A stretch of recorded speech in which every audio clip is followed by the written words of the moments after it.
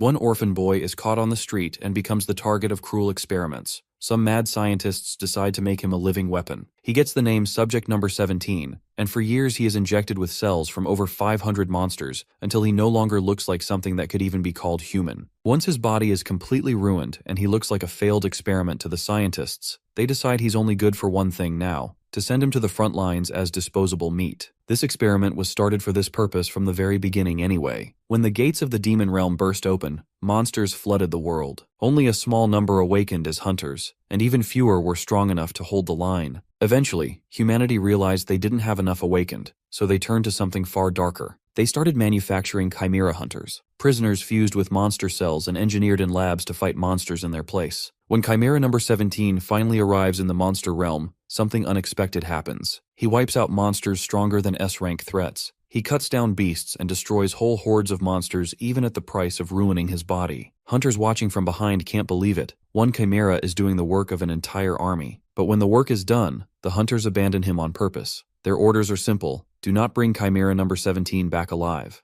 Nothing of him remains except a single bone. However, that one bone suddenly floats into the air and begins regenerating his entire body until Chimera number 17 respawns. Except this time, he is a handsome young man with rock-solid abs. Still in shock from his insane revival, he wonders to himself if he really is a human once again. He figures that since those monster cells are still inside him, he probably doesn't count as fully human, especially with how easily he flexes those sharp talons like he's about to launch a fashion line for apex predators. No one's shown up from the lab to drag him back, so our boy assumes he's been ditched like a stingy ex. Then he notices the lab number that used to be on his arm is now gone, and that makes him wonder if he's finally managed to cut ties with the lab for good. Since he's rocking a body hotter than hell itself, he guesses this might be the trait of an immortal-type monster, the kind that can revive up to 3 times unless their core gets wrecked. But one thing still nags at him that the scientists used to swear up and down that human and immortal monster cells couldn't fuse. Yet here he is in full alpha mode, radiating peak form that makes Johnny Bravo look like background filler. Maybe whatever side effects he had were erased, since he recalls how his head always used to feel foggy and chained by some kind of mental spell, but now he feels free as he ever can be. So he figures maybe it's time to live like an actual human again,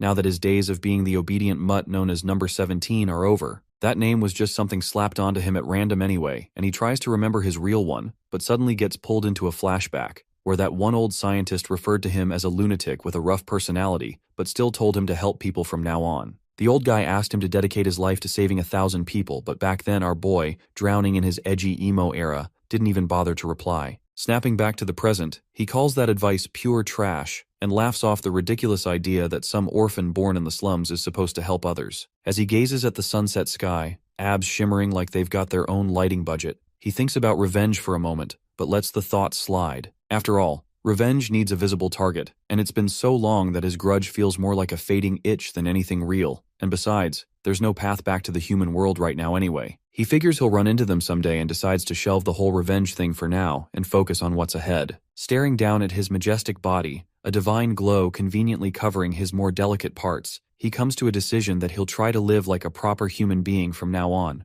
to make up for all the time that got stolen from him. As he strolls off, he realizes he should probably find something to wear and heads out on a mission for clothes, but then a weird thought pops up mid-walk that he can't even remember the last time he wore anything. He fires up his brain cells to figure out what material might work but comes up blank. So he does what any lost barbarian would do and starts scanning the area, and soon enough something catches his eye. Up ahead, he sees a bird-like monster's corpse and guesses that maybe it died in a turf war, though there aren't any wounds to show for it. That leads him to think it must have been poison, which honestly works out great for him since it's in mint condition and is perfect for skinning. He morphs his arm into a giant blade like he's just reaching for a butter knife, and recalls from the lab that it's better to start cutting from the belly and then move to the limbs. Cheon gets to work, but the moment he slices it open, some purple gas leaks out. He instantly clocks it as poison, but doesn't seem the least bit rattled and inhales it like perfume. The only thing that annoys him is the smell, since now he's going to have to wash the hide. After a while, he finishes skinning the overgrown turkey and figures it wasn't a half-bad job for a first try. He then heads to the river to wash the hide, but when he pulls it out, he seems a bit disappointed as he notices it's gone stiff, even though it felt soft before, so he concludes that it might just be the monster at play here. Then out of nowhere, a genius idea hits him like divine inspiration as he lays the hide flat and starts beating it up like it owes him money. Mid-punch, he wonders if this is how people normally tan hides and hopes it'll work rather than destroy all his hard work. After some good old medieval therapy, the hide turns soft again,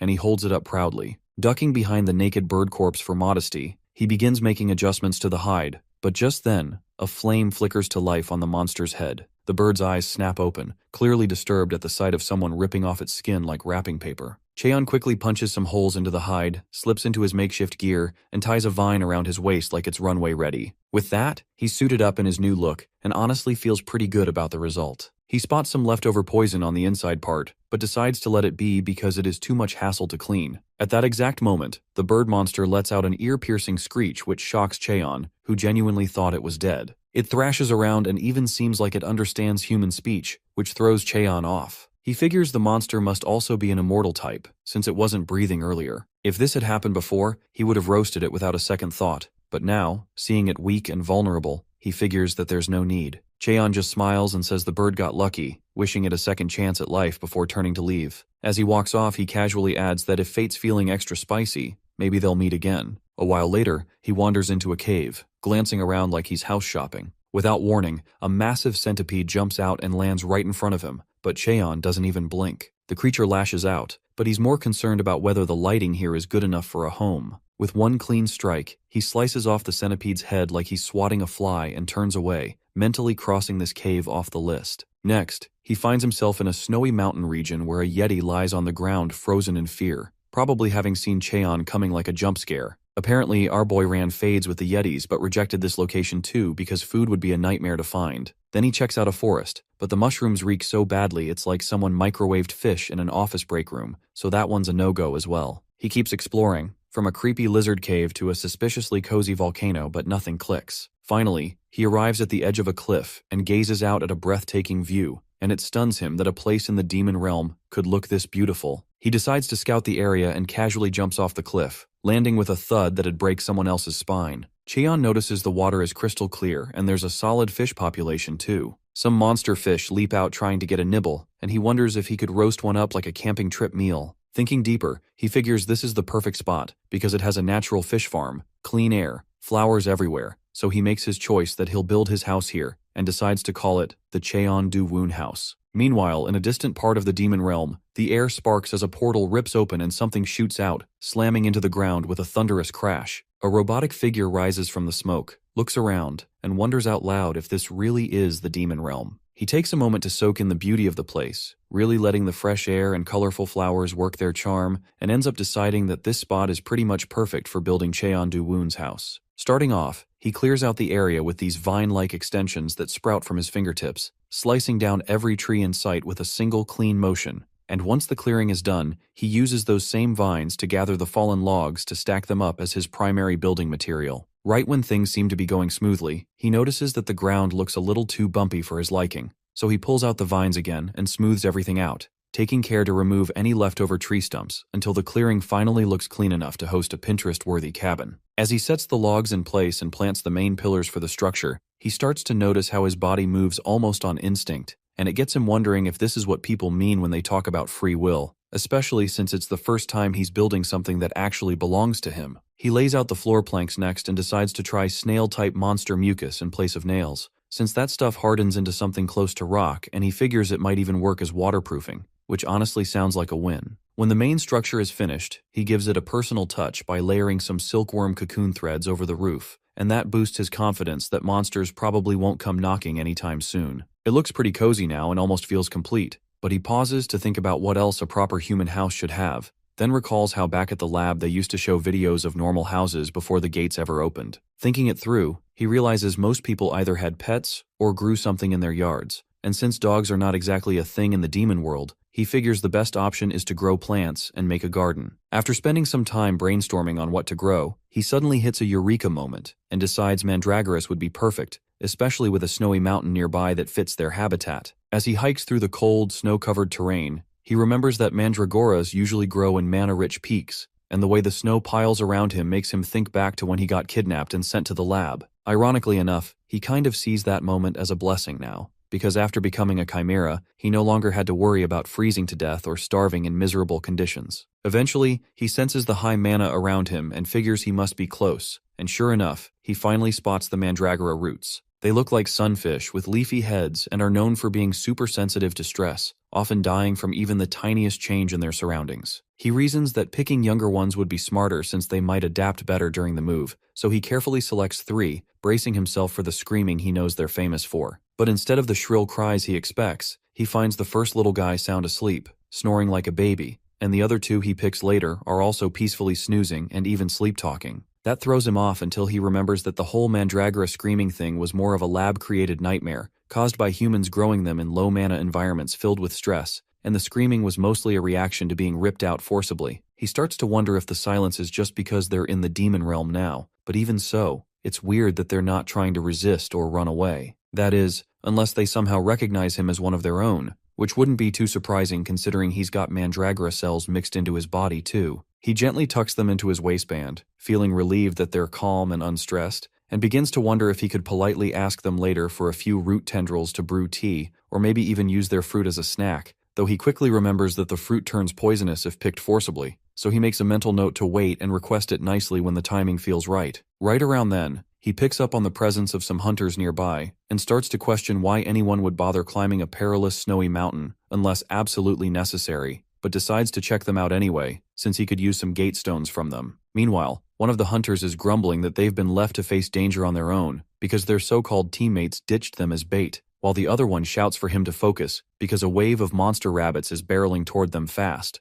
The monstrous rabbits leap at them with their grotesque, wide-open mouths filled with writhing tentacles and fangs, but the guy manages to summon a force field just in time to keep them from becoming dinner, though he quickly realizes the barrier won't hold for long and starts wishing he had just taken on odd jobs instead. Regretting every decision that led to this moment, he starts screaming for someone to help. Just as his shield shatters into nothing, our boy swoops in with the kind of entrance that gives off serious Superman landing energy, and both hunters freeze, stunned to see an actual person casually appear out of nowhere. The sheer pressure from his presence alone sends the snow rabbits into a panic and, without hesitation, they scatter like scared little rodents, leaving the 2 hunters standing there absolutely bewildered over how B-class monsters just ran for their lives from a half-naked man. They rush to thank him, introducing themselves as Seong-ju and Kim Tae-hoon, and ask for his name, which he shares, but neither of them has ever heard a name quite like that before. Kim Tae-hoon begins to wonder out loud if he might be some kind of reclusive hunter, judging by his rugged caveman aesthetic, while our guy flips the question and asks what they're doing wandering around in a death trap like this, since they don't exactly seem higher than D-class. The 2 explain that they're on a mission to capture a Chimera alive in exchange for a rather generous bounty, which instantly grabs our boy's attention. One of them clarifies that the Chimera thereafter escaped from a lab and leapt into a gate mid-chase, which actually comes as a huge relief to him since it confirms they're not tracking him down. He then asks where their gear is, wondering how they ended up roaming the wild completely empty-handed,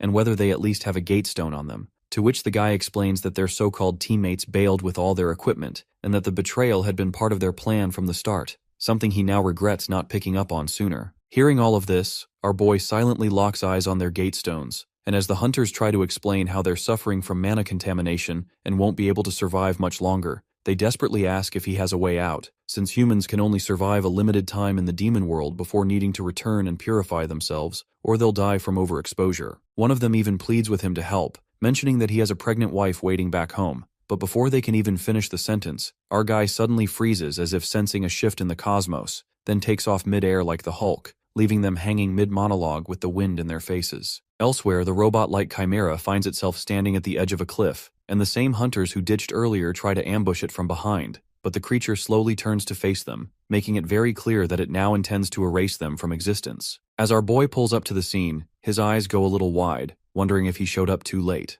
Up ahead, blood and gear are scattered across the ground while a flickering blue energy ball slowly fades at the edge of the cliff, which makes him think the hunters must have ditched and run. They even left all their loot behind, and judging by the mix of child and animal footprints, it looks like the test subject might have changed forms mid-fight. He recalls what the monster hunter said earlier about it being a lab experiment that jumped into the gate during its escape. It is made from liquid metal so it can freely shift forms, but due to how rare the material is, they built it small and compact, like a child. Cheon looks down the cliff and can barely hold in a laugh, realizing this mechanical little gremlin somehow managed to wreck 5 B-rank hunters. Meanwhile, back with our battered hunter duo, Kim desperately shakes Seong-ju, telling him not to give up. But the poor guy coughs out that his whole body's contaminated now and he's done for, but Kim doesn't accept that and brings up his family. Seongju uses what little strength he has left to ask Kim to apologize to them for him, but Kim yells at him to hang on and insists that miracles do exist. Right then, someone steps into view, making Kim immediately tense up, but it turns out to be Cheon, casually strolling back with all their luggage. The moment the monster hunter sees him, he runs over, drops to his knees, and basically starts praying to Daddy Cheon to save them both. Our hero is confused at first, but then remembers that he told them he didn't have a gate stone. That's when Kim suddenly pulls something from his pocket, 2 10 million yen checks, and begs him to please hand them a gate stone. He keeps rambling that if they don't get out now, they're definitely going to die.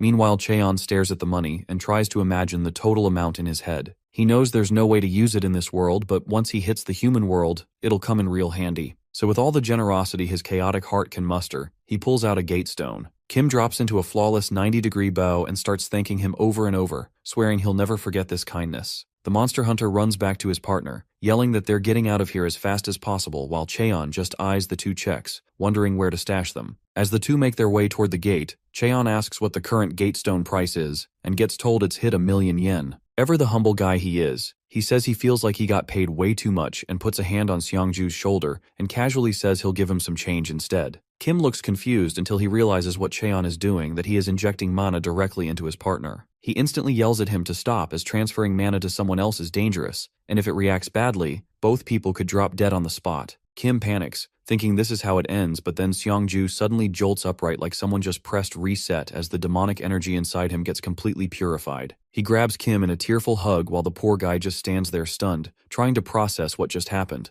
Cheon turns around to leave as Seongju shouts that he'll never forget this favor, while Kim is still frozen in shock as he tries to figure out who Cheon even is. Our boy heads back home and pauses outside for a second, then breathes out in relief after sensing no intruders. The mandragora plants start waking up. Their leaves look droopy and sad, which instantly raises red flags, so he gets to work planting them right away. Once they're all in the soil, he wonders if they're gonna be okay, but they still look pretty miserable. Cheon stares at their depressed expressions and thinks it might be from being ripped out of their original habitat, or maybe they're just starving. Deciding to test the second theory, he injects a little of his mana into the soil. The monster plants instantly perk up like they just drank an espresso, and our boy can't help but smile at the result. While he's chatting with his leafy new roommates, he senses a presence behind him. He figures it's probably the mechanical creature those hunters were chasing, though he finds it weird that it followed him all the way here. Choosing to ignore it for now, he stashes the cash and starts sorting through the loot bags. Turns out he scored big, as he now has spare clothes, sleeping bags, cooking gear,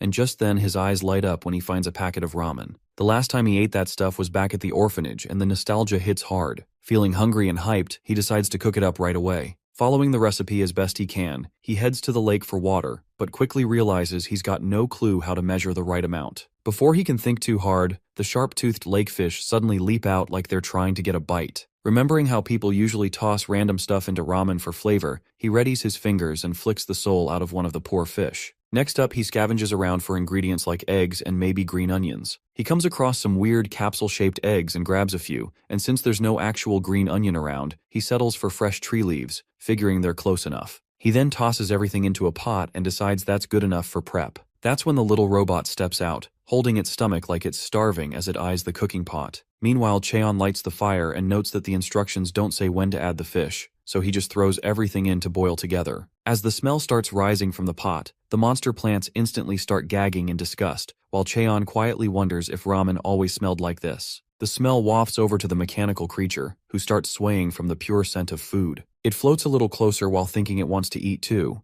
then suddenly transforms into a puppy. It remembers from the lab that humans love dogs, so he decides to take advantage of that and starts limping toward Cheon, fake whimpering to squeeze out some sympathy, but Cheon watches all this with a deadpan face, not even slightly surprised. He figures the thing's just trying to lower his guard and that the injury is clearly staged. Looking at its overly cute puppy act, he thinks it's still young and clueless, and wonders how something like that managed to escape from the lab to the demon realm on its own. Playing along, he asks if it wants a taste of the ramen, which makes the creature drool instantly. But right in front of them is a death brew of random nonsense that could take out a grown man, but still, they both decide to risk it. The moment they take a bite, the dog pauses as it tries to process the flavor, but Cheon, on the other hand, gets flashbanged into a memory of Hot Pot back at the orphanage, and smiles while claiming it tastes just like it did back then. Our hero declares it to be delicious, since the memory's strong enough to override the horror of the actual flavor. Meanwhile, the poor mandragoras are seconds away from ascension to their next life from the toxic smell.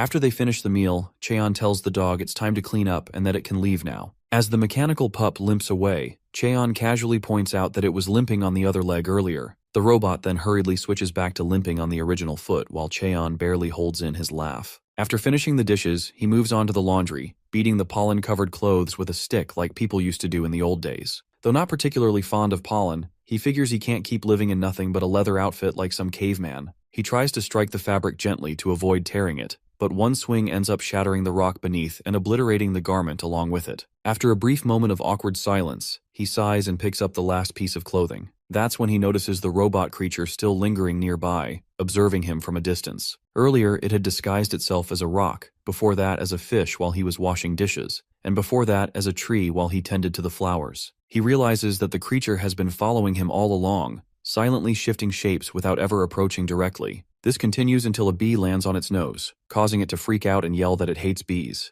Judging by the behavior, he estimates the creature's age to be under 5. Its speech is mechanical and awkward, a trait often seen in young chimeras with artificially implanted memories. Choosing to ignore it, he clears his throat to make the creature aware of his presence and casually comments on how lovely the forsythia flowers are. Meanwhile, he finishes the laundry and mutters that the task was harder than he expected. Unfortunately, he realizes the clothes are too small for him, which feels like a waste after all the effort he put in. He hangs the laundry on a silk thread, then decides to check on the mandragoras. The creature, seizing the moment, grabs the shirt he just washed and wears it, eager to look like him. After declaring the shirt its own, it transforms into a small human girl. Meanwhile, he finds the mandragora children struggling against the soil. Their leaves are wilting, and their roots look dried out, which is odd since he already cleared all the weeds. Curious, he digs around and discovers that the soil is still filled with worms and debris, making it difficult for the plants to grow properly. He realizes he should have tilled the soil from the start, and this oversight might have endangered the mandragora kids. Wanting to make things right, he starts preparing a garden about the size of his house. Just then, the mechanical girl steps in front of him and greets him. He's a bit surprised to hear her speak at last. She asks whether the house belongs to him, and he replies that it does. Immediately, she concludes that he must be a native of the demon realm. Deciding to mess with her a little, he plays along and asks which tribe she's from. The question confuses her, but she tries to bluff her way through,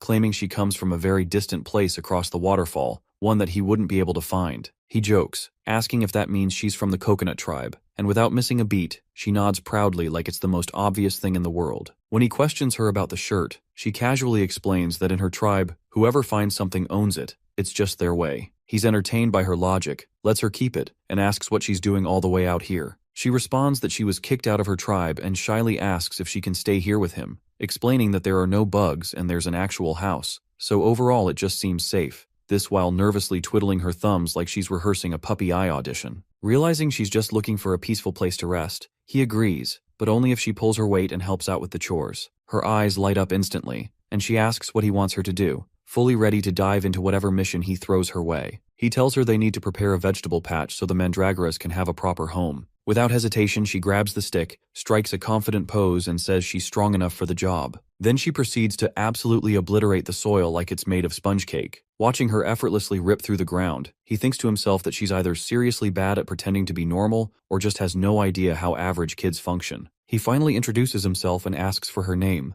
She pauses, clearly caught off guard since she doesn't have a name, and after drawing inspiration from the flowers she saw earlier, she declares that her name is Kim Nari. He can tell that she just copied it from Forsythia, but she's committed now and repeats it with a straight face. Soon the patch is ready, and Cheon even manages to set up a neat little stone fence around it. Seeing the mandragora roots looking so cheerful makes him wish he'd done all this sooner, but then Kim suddenly gets all quiet. He notices the shift and asks why she's crying. She wipes her eyes and says the mandragoras remind her of her friends, which makes him pause and wonder if something like friendship could even exist in the lab. Before he can ask more, a shrill, high-pitched screech cuts through the forest. He explains to her that it's just monsters hunting each other. Background music, really, in this kind of place. But Kim curls up in worry and tells him that she saw a little chick earlier before she found his place, and now she's afraid it might be in trouble. Cheon nods, and she adds that it looked like it had already been bitten. He tells her bluntly that it's probably going to get eaten soon. Watching her tremble, he figures she wants to save it, but can't bring herself to do it. She mutters that she can't save monsters, and it hits him that the brainwashing probably still has her locked up mentally, preventing her from making her own choices. So instead of telling her what to do, he offers a suggestion, phrased carefully, that the chick might survive if she goes back for it, and that's all it took to get her up and sprinting.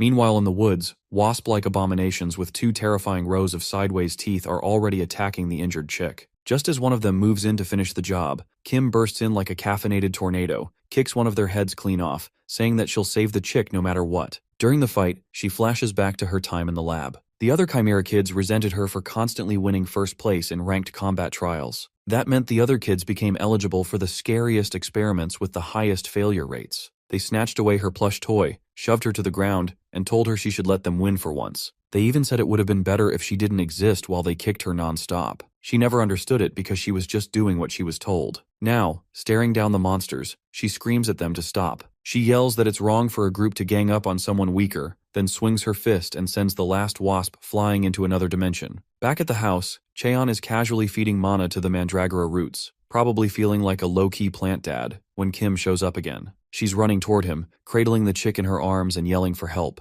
panicked that it won't wake up. He tells her to slow down and take a breath. As he takes a closer look, something about the little fluff ball starts to feel strangely familiar. Kim keeps crying, panicking over whether the poor ball of fluff is about to die while Cheon stays calm and offers to take a closer look. He reaches out and pours a bit of mana into the little fluff ball, then relaxes as he realizes the wound doesn't look fatal. Every monster's magic carries its own specific history, and even though this one shrank down and changed color, Cheon instantly knows it's the same creature he skinned back then. He strikes a Sherlock pose, trying to figure out why it shrank so much while Kim keeps asking if it's going to die. But Cheon reassures her that the thing's just malnourished and only shriveled up from starvation. He says he's already given it some mana, so if they just let it be, it should recover on its own. However, Kim suddenly spirals into a trauma flashback as her mind drags her back to that lab, to her ripped-up doll. With a shaky voice, she says they can't just leave it alone as it keeps flopping over like a sad pancake. She hugs it tight while pulling out the puppy eyes and asks if she can keep it, promising to take care of it properly. Cheon smiles and warns her it might grow too big to handle, but she fires back that she'll just feed it a tiny bit. He folds under the pressure of her cute attack and her eyes light up like it's the 4th of July,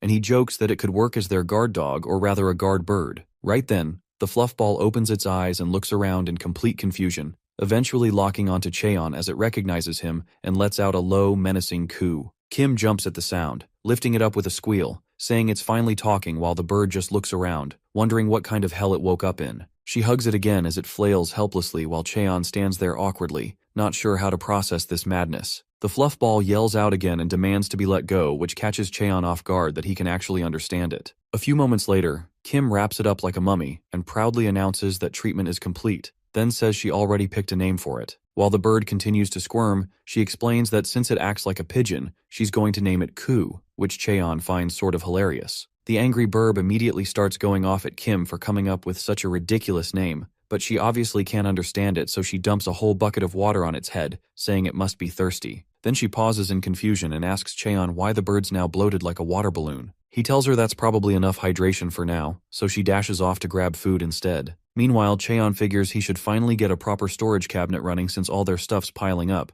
but when he tries to cut the wood, it just splits like cheap cardboard. He's confused since he made the table and chair just fine with the same method. The fluff ball is clearly done with his nonsense and points out that it's soft wood, so of course it doesn't work. Cheon realizes wood types matter and asks which color wood's the strongest. The bird instantly answers red wood, but then it freezes mid-sentence as reality crashes down that it just got understood. It stares at Cheon in horror, wondering if he's been able to hear it this whole time. Locking eyes, it wobbles to its feet and then activates its mind skill to try to read Cheon's mind. But nothing happens as telepathy fails. However, Cheon just looks around innocently and says he doesn't see any red trees nearby. He wonders if they grow in another region while the bird panics, realizing its mental powers just got blocked. Eventually, it drops the act and flat out asks Cheon if he can hear it. Cheon explains it's not really hearing, but the words just kind of show up in his brain. But then he flips it by asking how a monster can even understand human language like that. He figures the bird must be one of those super rare, intelligent monsters that somehow get born against all odds,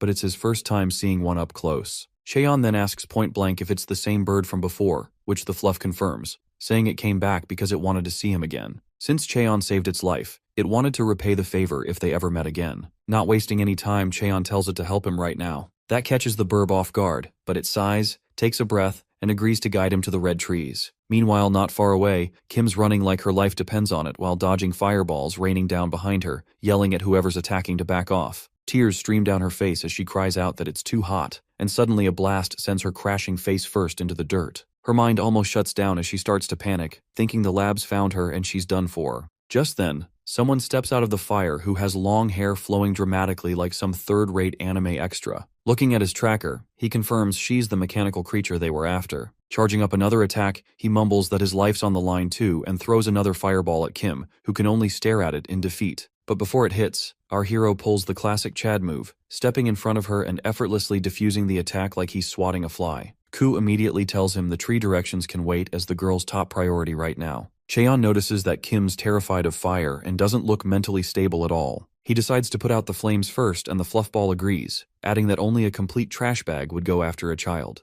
Rapunzel over there glares and roasts Cheon and calls him a caveman, then threatens to beat him down if he doesn't back off. Cheon fires back that this Rapunzel cosplayer talks way too much, which instantly sets him off. The guy screams that Cheon's ruining his dramatic moment and hurls a massive fireball at him. Cheon just raises a finger and pulls a Frieza move, blasting the attack away like it's a birthday candle. The explosion behind Rapunzel is massive, and he just stands there stunned while trying to process what just happened. Debris starts falling, but it's already too late as he gets buried under a pile of rubble. A few moments later, Cheon walks up to Kim and asks if she's okay, who then wipes her eyes and thanks him for putting all the flames out. He then gives her a solid piece of advice that the next time she's scared, she should punch the fear itself. As he walks toward Rapunzel, he grabs him by the hair and continues the pep talk, but suddenly stops mid-sentence. He stares at the wig in his hand in silence, and realizes that the guy underneath is suffering from full-blown shiny egghead syndrome. When Kim looks at the bald head, she bursts into laughter and says the guy does not look that scary anymore. Our boy glances at her and wonders how she ever got pushed around by someone so painfully low tier. The Phoenix Fluffball decides to step in and show him everything Kim went through by using his mental resonance ability. This ability is a power that lets him dive into someone's memories and share them with others. Inside that vision, he sees a mad scientist cackling like he just invented evil itself. The man walks toward Kim, who is semi-conscious, and realizes that she is slowly gaining self-awareness. With his fingers blazing like tiny torches, he starts hurting her in the name of a durability test. Watching that makes Cheon gently pat Kim's head and tell her that she did well. He decides to help her break the old trauma loop, one small step at a time. He looks at the little phoenix and asks what they should do with the egghead, and Kim's eyes light up with a mischievous idea. Together, they tie the poor man to a giant boulder and leave him hanging from a waterfall. Kim claims the water will put out his fire and make him less scary. When the guy wakes up, he literally looks confused and realizes this is definitely not what he signed up for. Kim crosses her arms and calls him a bad bald man again just for fun. Our boy sighs and tells her not to judge people by their looks,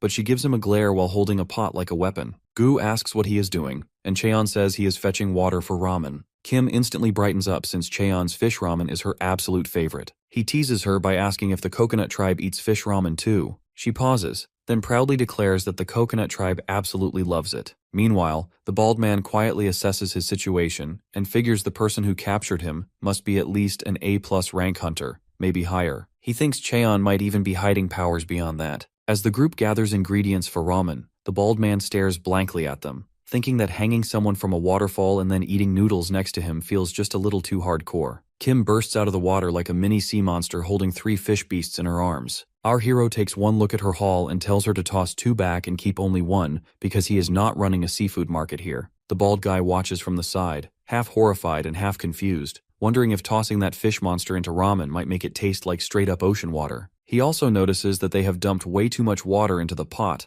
and starts doubting if these people even know what ramen is supposed to be. Before they start cooking chaos, he yells for them to stop and promises to handle the cooking if they let him loose. Soon enough, Baldy stands at their makeshift wooden table looking weirdly dramatic, like he is on a cooking show with imaginary stage lights shining on him. He mutters that some might think ramen is simple, but right now, his entire life depends on this single bowl as he glances at the hungry eyes locked onto him. He calls ramen a pure food and decides to rely on the most classic cooking method, mostly because he doesn't actually know any other way to cook. He pours water based on pure intuition, measuring for 3 portions, and once it boils, he drops in the noodles and soup base. He mentally calculates that it should take about 4 minutes and 30 seconds, but since he has no watch, he starts counting the seconds using his heartbeat. After what he guesses is around 200 beats, he lifts the noodles to let them hit the air for that perfect springy texture. When he finally finishes, he sighs that kimchi would have been perfect, but since he is stuck in the demon realm, this will do just fine. He presents the ramen proudly and they look stunned for a second before diving in. The very first bite sends them straight to flavor heaven,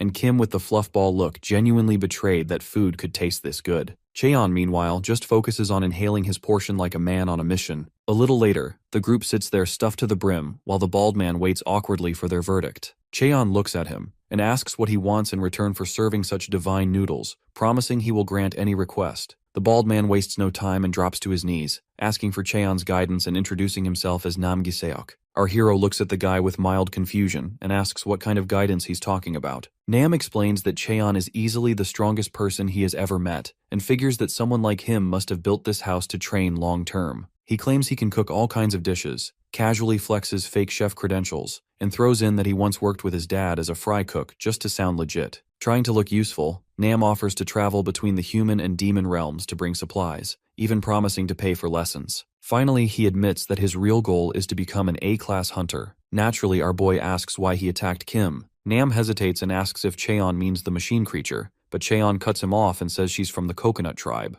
Nam instantly catches on and rolls with it, pretending he totally knew that. He says the reason for attacking her was personal, not for money or fame, and he didn't even care about the kid. He just wanted to pass the hunter promotion exam. Hearing that, Cheon crosses his arms and tells him to stand up for a sparring match. Before Nam can respond, Kim Nari steps forward and declares that she wants a rematch with the fire-flinging uncle. Nam smirks and warns her not to underestimate him, but Cheon asks if he can break a boulder made of adamantite, which is harder than diamond. Nam admits only A-class hunters can, and before he can blink, Kim smashes the rock and his confidence in one clean move. It turns out Nam was born with ridiculous talent and awakened his powers when he was just 8, while most kids were still trying to figure out multiplication tables. Since then, he trained like a possessed man and climbed the ranks so fast it made older hunters question their life choices. By the time he hit 20, he already stood as a solid B-plus class hunter with a bright future ahead of him. He dreamed of becoming the greatest hunter alive, the kind whose name echoed across realms. But fate decided to play dirty. Around the same age most people start awakening, his hairline began to pack its bags and leave. Through his 20s, his thick hair turned into a sad memory, until he was left with a shiny head and a tragic hairline that looked like it had given up too. He tried every treatment known to humankind, but the doctors eventually told him to stop wasting his money and accept the truth. And just like that, the handsome prodigy with talent and charm lost everything he had built. Along with his hair went his confidence, and without that, his growth as a hunter came to a screeching halt. That is, until one random day, he caught a TV interview featuring Dr. Han,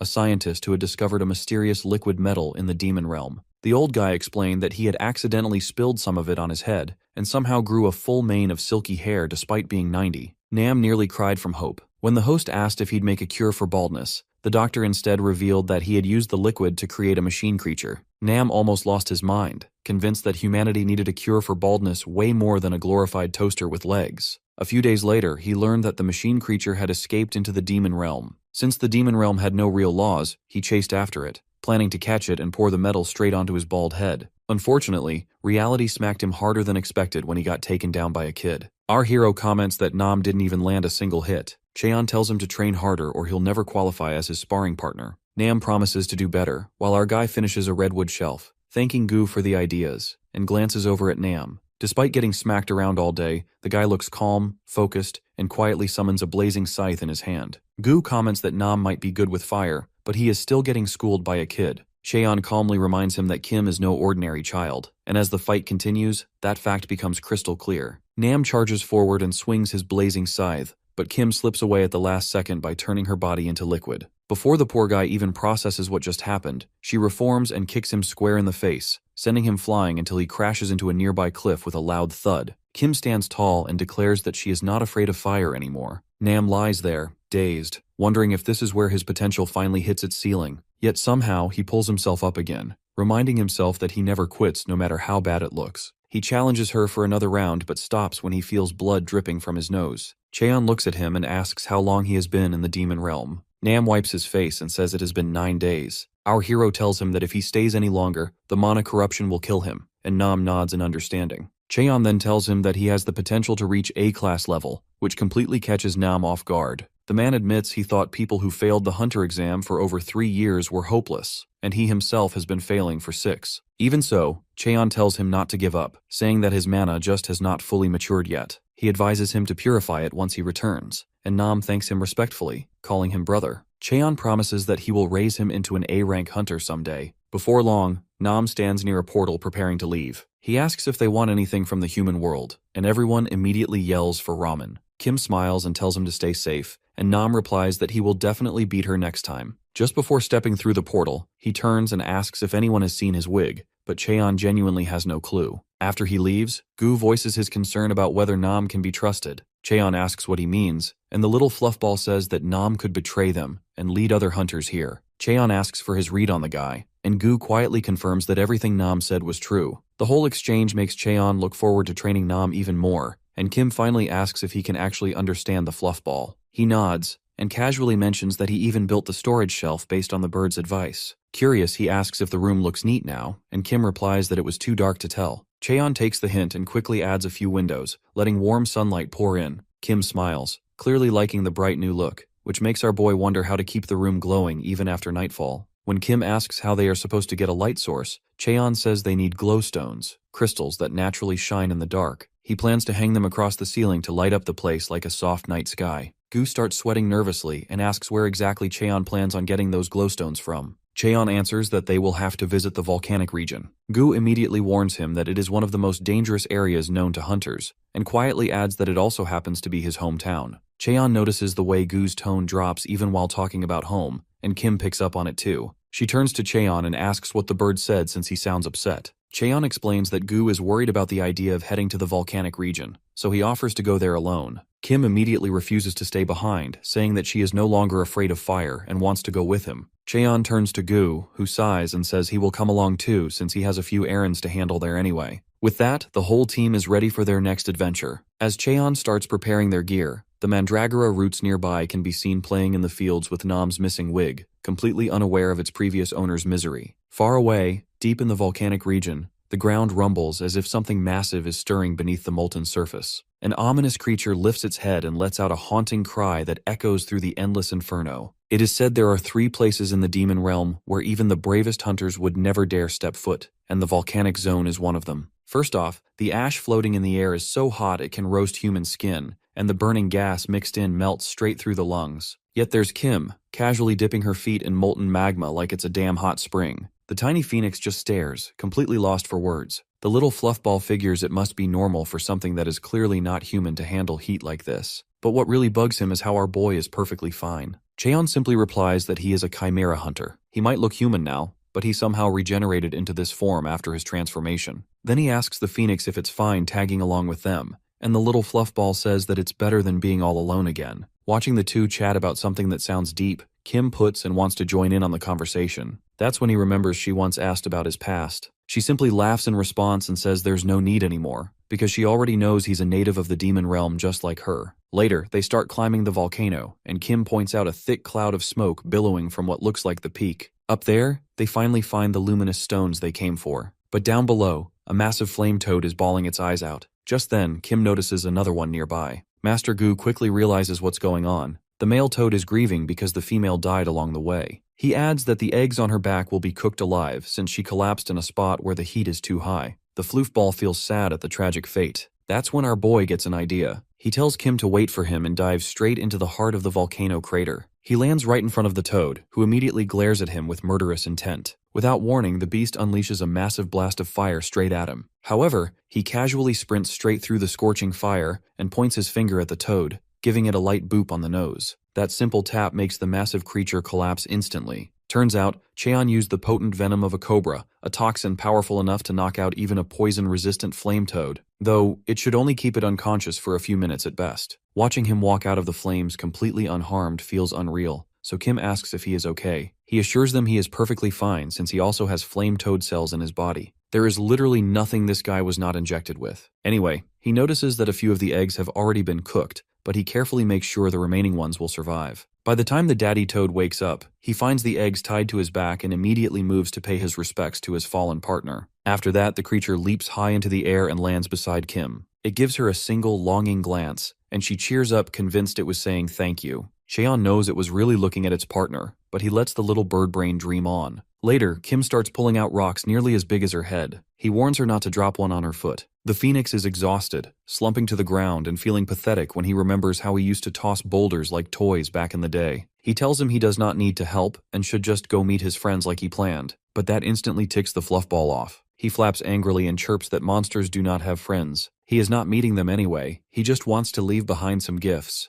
Our hero is surprised to learn that even intelligent monsters could feel lonely. Flustered, the tiny fluffball blurts out that the only reason he is doing this is because he regrets not saying a proper goodbye before leaving. Then, the Phoenix's tone changes. He gets serious and shares that while his intelligence let him understand the beauty of the world and its many creatures, it was also a curse. He had to watch the others mindlessly devour other creatures without a thought, and that made him feel alone. He felt like Albert Einstein stuck in a horde of brainless monkeys. To escape that crushing loneliness, he left the herd, and now, he does not really care if they survived or not, since he never felt truly close to them anyway. As the baby Phoenix struggles to pull another stone from the rock wall, which suddenly pops free and smashes onto something below, Kim hears a loud cracking sound, only to see an egg on the ground cracked open. She worries that the Phoenix killed it, but our hero explains that the shell is naturally tough. The baby inside has to keep pushing again and again until it becomes strong enough to break through on its own. Kim feels bad for the baby and suggests they take it home, but the tiny Phoenix explodes, yelling that it is too dangerous if it hatches. Cheon remembers there is a nest that is perfect for it, so he decides they will take it along. Kim is absolutely thrilled to carry it all the way, while Gu warns them this is his first time seeing such a strange-looking egg. Hearing that, she leaves him completely speechless with the argument that it is his fault the egg cracked in the first place. Our boy assures the fluffball he will be there to keep them safe, and so they continue their mining operation. Later, when they are finally back, he is surprised to see the man with hair deficiency waiting for more. Nam excitedly offers to take the bag off his hands and proudly claims he is strong enough to carry it. As Cheon warns him it weighs a ton, the bag instantly drops to the ground. Frustrated, Nam wonders what exactly he is carrying that weighs so much. However, our boy notices the guy is crying a little, and gently asks him how he ended up with that bandage on his face. Thinking he got into a fight, our boy says he did not expect he is the kind of guy who always gets beat up. Feeling embarrassed, Nam quickly dashes away to get the food ready. Later, Kim curiously asks our hero what he is making by carving the luminescent stone, and he explains he wants to use it as a light bulb. His big brain idea simply amazes Kim, while the way he helped the flame toad shows his kind heart is huge as well. She says he is exactly like a dad now, but when he asks about her father from the coconut tribe, Kim decides to stop running her mouth. Meanwhile, somewhere nearby, the Phoenix is chilling in the warm sunset heat when he suddenly gets ambushed by a tower of 3 menaces stacked on top of each other. The Mandragora at the top bounces off the ones on the bottom and goes in for a special drill attack, but the tiny troublemaker simply bounces off the white Jigglypuff busy sunbathing. Later, Nam serves them a sweet potato recipe that is trending with the kids. He takes full pride in his cooking, knowing the ready-to-make recipe looks amazing for something this low effort. Kim and Gu are really impressed by it, but Cheon wants to get an answer about his question from earlier before they start eating. Nam does not want to share the story at first, but after a while, he spills that he got caught by some A-rankers on his way to apply at the Hunters Association. However, they told him to stop draining their aura by breathing the same oxygen as them. That made him angry, and he threw hands with them, and the rest is history. Nam admits he lost it when they asked if his self-respect also fell as fast as his hair. Then Cheon asks when the next test is coming. Our boy replies it will come in 60 days. Hearing that, he offers to give Nam personal coaching, and the bald guy is thrilled. However, his enthusiasm vanishes when he hears the first job is to take over washing the dishes from Kim. Next, he has to wash all of the volcanic dust from the shiny stones, leaving the poor guy gobsmacked. He asks about the special training, but our boy ruthlessly tells him to do it if he does not want to be a B-rank loser his whole life. With that, he leaves with Kim to go fishing while Nam forces himself to work hard. Because unlike what everyone believes, he is a man who got where he is through effort and perseverance. Being a Chad who never gives up till the end, he hauls the heavy bag into the forest. The scene shifts to the river, where Kim is annoyed that she cannot catch a single thing. She gets jealous seeing the bald guy reel in all the fish. Meanwhile, Nam yells at his master for help with the fish hungry for his flesh, since water-type monsters are his weakness. Cheon gets irritated by how useless he is and lectures him to simply encase his body with a magic barrier. But the bald guy complains that he still cannot wrap his mind around it, so Cheon tells him to hold his crystal. The moment he touches it, all of the strength leaves his arms, and they start trembling. Our hero explains that this is the effect of a rare kind of stone that contains raw condensed magic. He adds that Nam's body is just like that, full of magical energy, but he really sucks at using it. At that moment, he pokes the bald guy in the chest, and suddenly he can see the magic circulating inside his body. Our protagonist tells Nam to feel the magic flowing along those circuits, and surely enough, the guy's arms are soon wrapped in a silver aura. He then instructs Nam to pick up the stone again with mana flowing through his arms. With all the power he can muster, the bald guy activates his inner Saitama genes and deadlifts it over his head. Nam laughs like a maniac upon realizing his master's genius plan to do chores had a purpose after all.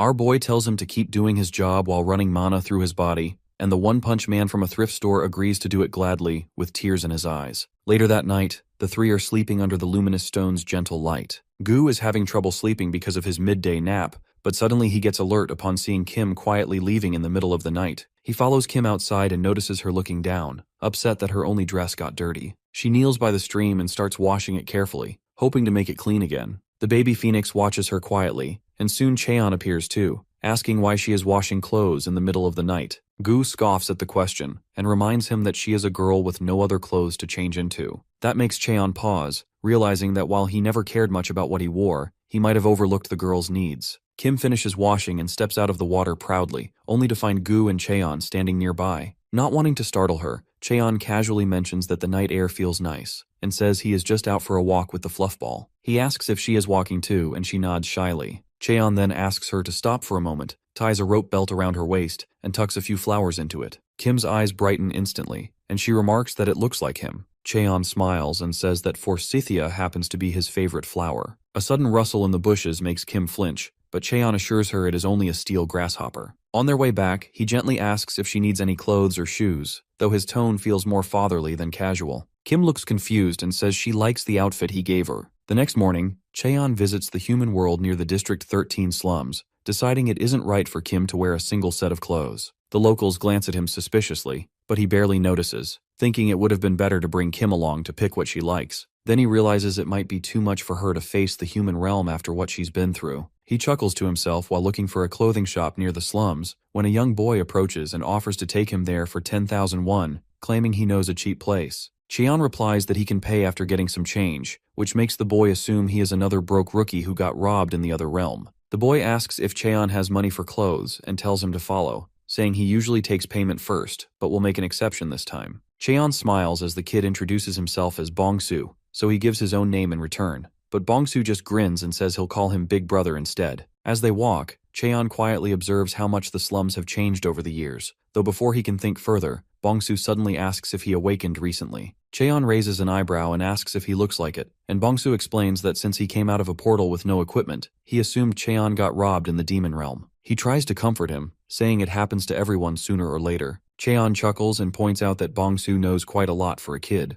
Offended, Bongsu insists he isn't a kid, claiming he is 17 and only looks small because of poor nutrition. As they continue walking, Cheon spots a group of shady thugs loitering nearby. Bongsu notices his glance and quickly warns him not to step into District 13. He says the place has a terrible reputation since the space gang from District 11 moved in. Even the police stopped showing up, and the area is now practically lawless. He adds that they are currently standing in District 12, which is the safer edge of the slums. Cheon listens silently and wonders if the orphanage in District 13 still stands after all this time. Elsewhere, a small clothes shop displays a buy one get one free sign, but the owner looks exhausted. She regrets opening a store in a place where most people can't even afford to raise kids, even though half her stock is children's clothing. She sighs, debating if she should change her business entirely, when the door suddenly creaks open. Bongsu enters first and cheerfully greets her as Madam Park. She immediately yells that she isn't married and to stop calling her that. He laughs it off and explains that Cheon needs clothes. While our hero heads straight to browse through the racks, Park calls Bongsu over and scolds him for constantly dragging broke hunters into her shop, complaining that she already has a mountain of unpaid tabs waiting to be cleared. The kid gets his cheeks pulled hard and tries to defend himself, saying he couldn't have known whether the man had money or not. The shop owner points out that Cheon doesn't exactly look like someone carrying cash. Bongsu argues that at least the guy is handsome and reminds her that she was the one who told him to bring in pitiful hunters, who reminded her of her late brother. Park fires back that she only said that once or twice and warns that if this continues, they will both end up on the streets. Bongsu snaps that he never asked for her help in the first place, but Park sighs like an exhausted caretaker and tells him to go wash up, promising to give him some money afterward. Just then, Cheon cuts in and calmly says he wants to buy clothes. He takes out a check worth 10 million won and admits that it's all the money he has. The sight leaves both Park and Bongsu stunned. Park immediately switches to formal mode while Bongsu rushes to pull out a chair and sets a table with cookies and a drink for their newfound VIP guest. As Bongsu ties a napkin around Cheon's neck, Park excitedly explains that they sell everything from adult fashion to children's wear. Cheon simply asks for preschool girls' clothes, a few outfits for himself, and some shoes. Park brightens up instantly since kids' clothing happens to be her specialty and starts showing him the latest spring and summer collection, including lace, casual wear, and endless shades of pink. Bongsu stands beside him, massaging his shoulders like an overenthusiastic assistant. At checkout, Park can barely hide her joy, having sold over 100 items and emptied most of her stock. She asks if he wants the clothes shipped, but Cheon says he will carry them himself. He then hands Bongsu a suit and 100,000 won, saying he still owes him one more favor. Outside, Bongsu feels uneasy as he leads Cheon toward the inn he mentioned earlier. When Cheon goes inside, Bong's thoughts spiral. He wonders how someone could hand him money and clothes so easily. Fearing it might be a trap, he recalls how traffickers often lure kids with kindness, yet another part of him wonders if Cheon might actually be good-hearted, like Park. When Cheon steps out, he says the inn owner seems decent and the place looks clean. He hands Bongsu a key and tells him he won't have to sleep on the streets anymore. He adds that he paid a full year's rent, including meals, and turns to leave. Bongsu mutters nervously if this is how kidnappings start, and Cheon reminds him that he was the one who led him there in the first place. As the portal lights up behind him, Bongsu asks what the catch is, since they barely know each other, and yet Cheon gave him so much. Cheon answers that the boy reminded him of his own past, saying he once lived the same way. He tells him to take care, and the portal carries him back to the demon realm. Nam looks relieved when Cheon returns, while Kim runs up asking where he disappeared to without telling anyone. Cheon smiles and says he went to buy her a gift, which makes her beam with excitement. Gu seems shocked by the mountain of clothes he brought home, while Nam sulks that none of it is for him. Kim squeals over how cute the dresses look, and Cheon gently tells her to try on whichever she likes. As everyone admires the new clothes, the egg inside the log cabin begins to stir. As Cheon folds the new clothes, he feels oddly relaxed by the simple task. Kim suddenly bursts out of the room wearing a silk dress and a ribbon hat, looking like a tiny princess. Cheon asks if it is her favorite, and she shyly replies that she wants to try on a few more. Her attempt at wearing suspender pants ends in failure, so she slips into one of Cheon's shirts and pretends to be a ghost. She continues trying on different outfits with such energy that both Gu and Cheon can't help but feel amused watching her. Eventually, Kim picks her favorite outfit, because the chick printed on the hoodie reminds her of Gu. Cheon tells her to put the rest of the clothes away, and she nods obediently. The Phoenix then asks where Cheon plans to keep all the clothes, since they are running out of space. Cheon replies that he will build a dressing room with a walk-in closet to fix the problem. Gu quickly realizes that means cutting down more trees, but Cheon grins, saying he already has an apprentice for all the labor. He calls out to Nam, saying it's time for special hard training. Nam charges in with full enthusiasm and brings along Cheon's leather suit, calling it training gear. Cheon looks confused, so Nam explains that the suit is coated with some kind of poison that almost killed him when he touched it. He admits that it's unbelievable how Cheon has been wearing the same thing daily like it's nothing. Cheon thinks to himself that he just never bothered to clean it properly, then casually tells Nam to wear it instead. Nam freezes, completely shocked, while Cheon instructs him to put it on and chop some wood. Gu offers to guide him to which trees need cutting. Nam protests, saying the outfit could kill him, but before the argument can continue, Kim suddenly yells that the egg is moving. Everyone rushes over, and Cheon tells them that it is about to hatch. Nam, looking nervous, asks if the creature will be disaster class, while Kim confidently says it will probably be something cute. While Kim and Nam keep arguing, the egg suddenly cracks and a small eye peeks through the shell. Both of them react in completely opposite ways as the creature inside starts to emerge. Out crawls a monster with sharp claws, a scaled body, and a snapping tongue. But contrary to Nam's fears, the creature turns out to be an oddly adorable chick-snake hybrid that tilts its head and chirps like a bird. Nam stands frozen in disbelief, while Kim jumps with excitement. Without warning, the little creature launches itself straight at Nam's face, and he lets out a panicked yell that echoes through the cabin. Later, out in the fields, Gu taps Nam's head with a stick to make him haul wood faster, though Nam begins to wonder if he is just hallucinating at this point. The poison seeping through the suit makes every breath feel heavier, and he silently admires how Cheon used to wear the same outfit without flinching. Inside the house, Cheon finishes folding the clothes when Kim rushes in, excitedly announcing that the monster is eating bread peacefully and behaves well. Cheon smiles and says the creature must recognize who saved it. They start thinking of a name and finally decide on Sa Sa, inspired by its snake-like nature. Just as they settle on the name, the little monster leaps out of Kim's hands, and she runs after it. Gu watches and says he's glad to see them getting along, while Cheon turns to ask if the phoenix recognizes the species since he has never seen one before. Gu admits he doesn't, but warns Cheon to keep an eye on the mandragora roots. When Cheon asks why, Gu explains that creatures from the volcanic region love to eat plant-type monsters because they are rare there, and especially target those with strong demonic energy. As the small snake slithers toward the mandragora field, Gu reveals that it might be their natural predator. Everyone gathers to watch as tension builds between the two sides. Kim offers to step in and stop them, but Cheon shakes his head and says that in the demon realm, monsters need to establish dominance on their own. Since both are still young, he decides it's safe to let them settle it naturally. The battle begins as Sasa lunges with its claws toward the smallest mandragora, but the larger one swiftly steps in and blocks the strike. The mandragoras form a triangle stance, waiting for the next move. Before long, the second root monster rushes in for a counterattack, but its hit is stopped by Sasa's tail. Little Sasa grins with confidence, though Gu quietly warns that it shouldn't lower its guard so soon. Right after, the smallest mandragora jumps forward from behind and punches Sasa's cheek with its tiny fist. The blow is light but enough to make Sasa wail and retreat in tears. Kim quickly runs to comfort the poor creature and calm it down.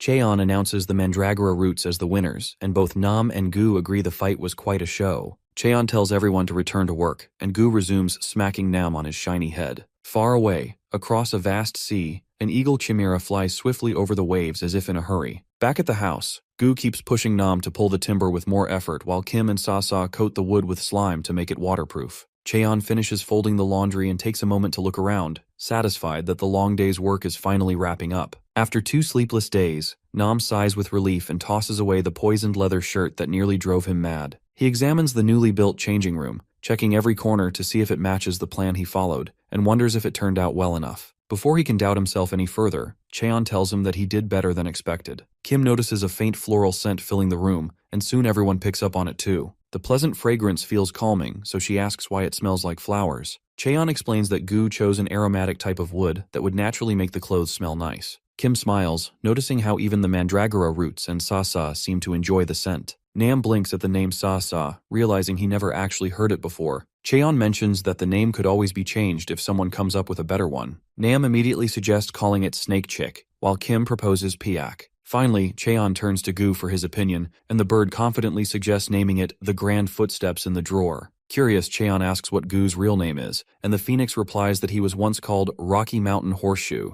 Cheon stares blankly for a moment before giving up on the naming chaos entirely, and declares that the creature will remain Sa-Sa, and no one bothers to object. Gu then asks what their next task will be. Cheon explains that he has been thinking about a concern that didn't bother him when he lived alone. He believes they should build a fence around the house to prevent intruders from getting close. Nam looks doubtful, saying he can't imagine anyone willingly approaching such a creepy place. Still, Cheon insists it is better to be cautious since even S-rank monsters or hunters could appear without warning. Gu nods thoughtfully and suggests using a material filled with demonic energy. He mentions that the coastal region has a type of yellow quartz that is denser than black stone. If they use that luminous stone as the base for the fence, he explains, it will not only be strong, but will also glow softly at night, making their home look warm like a campsite. Kim jumps with excitement the moment she hears they might be going to the beach, but Nam instantly loses his composure. The thought of the coastal region alone horrifies him, and before he can come up with an excuse, a sudden nosebleed saves him at the perfect moment. Acting weak, he puts on a faint damsel in distress act in front of Cheon, and claims he needs to head to the human realm to drain his demonic energy. Cheon allows it, but tells him to look after the mandragora roots in case they return late. Before leaving, Nam warns Cheon about the coastal region, saying even A-rank hunters and those below avoid the place since it would mean walking to their death. Cheon looks surprised, so Nam explains that the entire area is now ruled by 2 disaster-class monsters.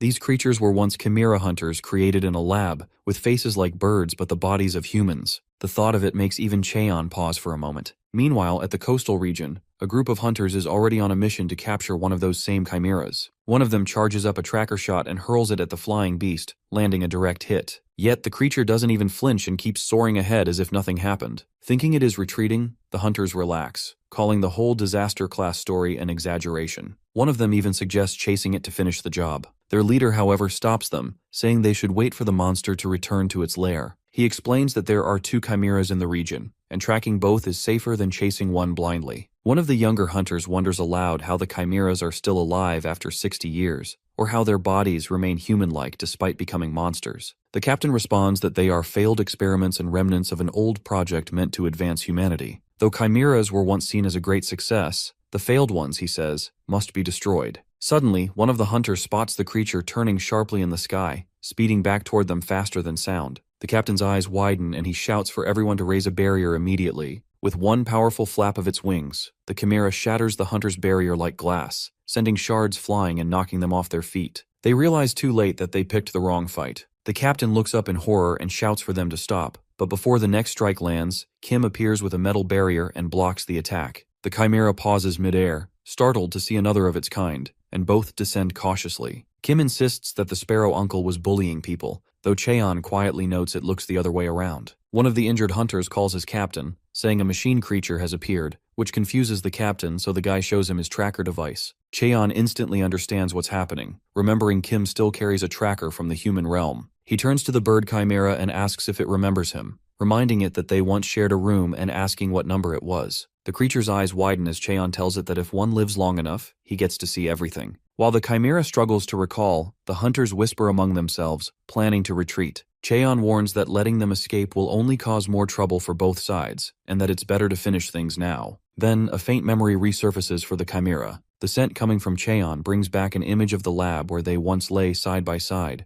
the same sharp odor of the Chimera cell fusion drug from the TDA experiments. Realization strikes, and the creature calls him by his old designation, number 17. The scene shifts back to the past, when Bird Boy was running through the woods with his sister on his back. At that time, his sister began showing one of the side effects from the experiment. That made him question whether taking her with him had really been the right choice. Maybe leaving her behind in that cursed lab might have been smarter after all. When his sister weakly mentions his wings are really warm, he bursts into tears, disappointed in his own helplessness. His wings are not big enough to fly both of them away, so he tells her to hang in there just a little longer. Just as he silently hopes someone would show up to help, he suddenly comes face to face with our boy, cluelessly pointing a flashlight right at him. When Bird Boy demands to know what Cheon is doing there, he calmly replies that he came to warn him, since he overheard the higher-ups saying it was time to trash him. Birdhead thinks he sounds weird, but he gives him a reality check. He tells him that both he and his sister will be blown up by the detonation curse in 3 days. He suggests leaving his sister behind since she is not on the disposal list, meaning she can keep taking suppressant drugs to live longer. However, Bird Boy snaps back, saying someone like him who never experienced the side effects can never understand. He remembers how bad it got one time, so bad that his sister begged him to escape, saying she would rather live one more normal day outside than rot inside that living hell. As he realizes that the quality of life matters far more than its length, his wings suddenly expand to full size. With raw determination blazing in his eyes, he tells our boy to stop yapping and start fighting, but Cheon just stares at him with those cold, dead eyes before suddenly summoning a gate. Birdhead is shocked to learn that a mere test subject like him even owns a gate key. He then looks him dead in the eye and offers him 2 possibilities. His human cells would either get corrupted by demon energy once he entered the demon realm, or his demon cells could absorb it and awaken instead. He believed it was a decent gamble since the detonator would not explode if he crossed into the demon realm. But Birdhead still wondered if surviving there was even possible. In an ideal world, you need to protect both your body and mind with a magic barrier. That is not something children like them can pull off. Still, Birdhead took him up on the offer and decided he would risk it for the biscuit. On his way out, however, he felt bad that they did not even know each other's names despite being roommates for so long. He introduced himself as Yu Byom, and our boy shared his name in return. Back in the present, our hero asks the hunter about his name, but they look completely clueless. When he asks why he was even there, they just stare back at him blankly like cavemen, saying they have no idea. He then sends them through the portal, and Yu instantly guesses right that he used his Oblivion flower cells, which erase the target's memory of the last 3 hours. He then calls Yu by name, and the guy looks honored that he remembered. Kim asks if Mr. Sparrow is supposed to be his friend,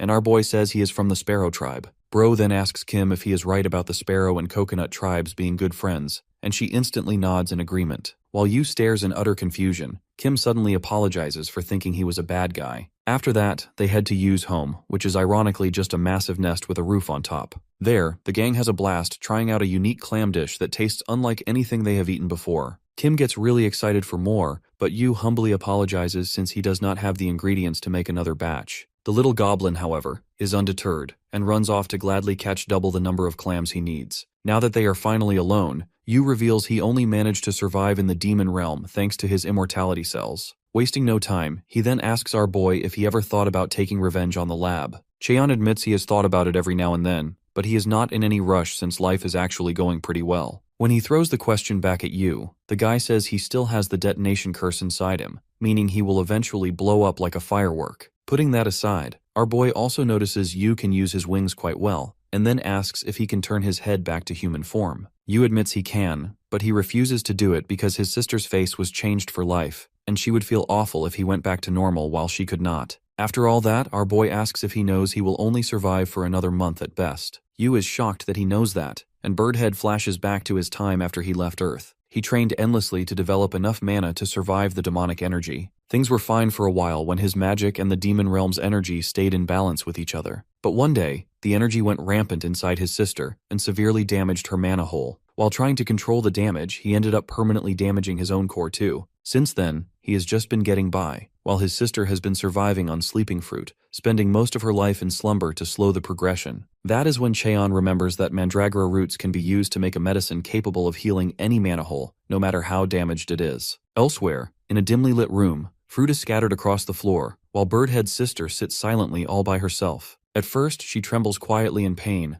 but soon the demon energy surges out of control, completely overtaking her body as she loses herself to it. Back with the boys, Yu is stunned to hear that he and his sister can actually be saved from their incurable condition. Our guy reveals that after Yu left, he studied alchemy and learned how to heal damage to the mana hole using water boiled with mandragora roots. It is explained that while the roots make up only a small part of the plant, they contain nearly all of its life force, making them incredibly potent. Cheon never imagined the plants he grew just for fun would turn out to be this valuable. He even offers to brew the medicine himself, since Yu cannot travel to the human world to find an alchemist. In exchange, he asks the guy to look after the 2 airheads he will be leaving behind. Before departing, he asks Yu what he can pay with, and since the guy has no money, he offers a backpack stuffed to the brim with things hunters usually carry. With that, our boy returns to Earth and asks his lifelong companion, Bong-Su, to help him find a skilled alchemist. Bong-Su remembers that a new branch opened in the slums about a year ago. As the kid talks about it, Cheon notices sandbags tied to his arms, and Bong-Su proudly explains that he uses them to train his body. The boy boldly admits he wants to become strong like his big brother one day, a total boss who can dive into the demon realm with nothing but his fists.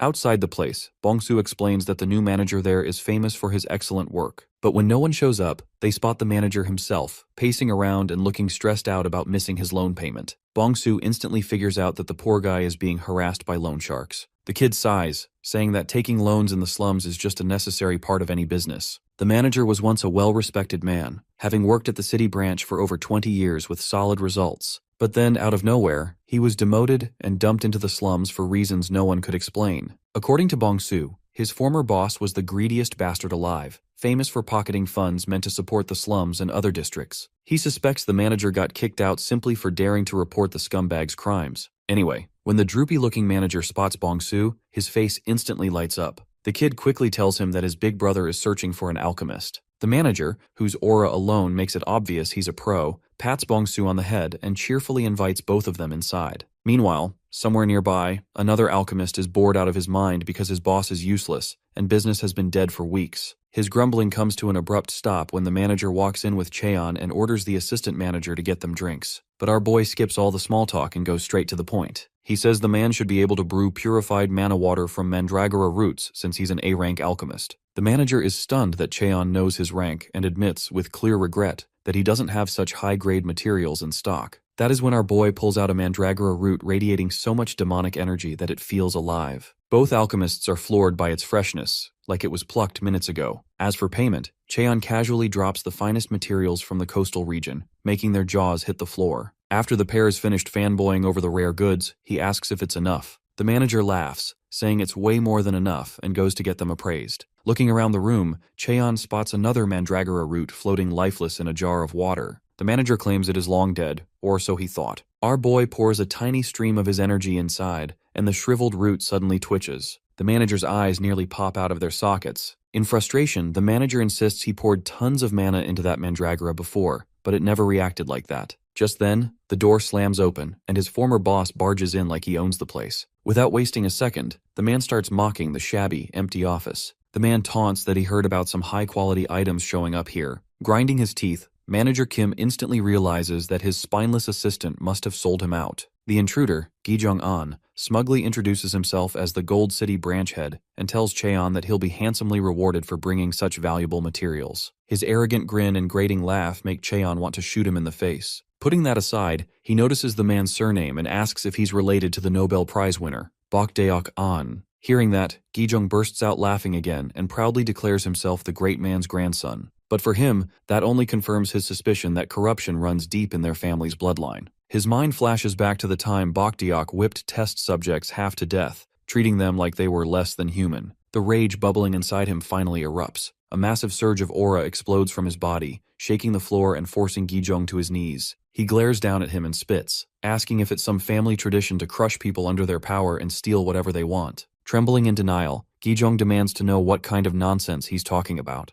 With eyes blazing and killing intent flooding the room, Cheon warns him to choose his next words very carefully. In a cold tone, he asks if the TDA lab is still under operation. Hearing the name, Gijong frowns and insists he has never even heard of such a place. Cheon narrows his eyes and repeats the question, asking if he truly knows nothing about his grandfather's Chimera experimentation facility. But Gijong scoffs and calls it all slander, claiming his grandfather conducted research meant to benefit humanity for generations. He proudly adds that the man even donated his entire fortune to the victims of the Gate incident, which is why he received a Nobel Prize. That earns a dark grin from Cheon. He mumbles that maybe the old psycho really did have a change of heart before he died. Still, he says it is a pity that the bastard went out so early for a hunter. Then, he wonders out loud if the side effects of falling out the window over the gate might have helped with that. Gijong's eyes widen in horror, because that incident was supposed to be completely unknown to the public. Of course Cheon knows. He was the one who pushed the old man off in the first place. The decrepit fossil threatened to throw the Chimera children into a portal, so he decided to let Baktiok experience it firsthand. With that said, he orders Gijong to investigate whatever remains of his grandfather's lab and to have a report ready by the time he returns next. He still cannot believe the irony of running into Baktiok's grandson after all these years. He had only been 9 when the mentally deranged scientist had him kidnapped. After being transformed into a mindless weapon, all he could think about was completing orders, and time slipped away before he even realized it. For all he knows, the lab might be operating under a completely new name now. Just then, Manager Kim returns carrying 2 bottles filled with shimmering green purified mana water. Cheon is genuinely impressed by how quickly the A-rank professional worked. With his humble and honest attitude, the manager carefully calculates all the material costs. As a reward, our hero offers him a private contract, where he will keep supplying rare ingredients and the alchemist will handle all the brewing. His generous offer completely blows the chubby uncle away. The man bursts into tears of joy when he realizes he can finally buy back his building and pay off all the loans hanging over his head. When Cheon asks why he is suddenly crying, the manager opens up about his rough past in the slums. His parents had taken a huge loan so he could study, even though they could barely afford food. He worked endlessly to repay it, but no matter what job he took, it was never enough. Our boy assures him that from now on, he will always have work waiting for him,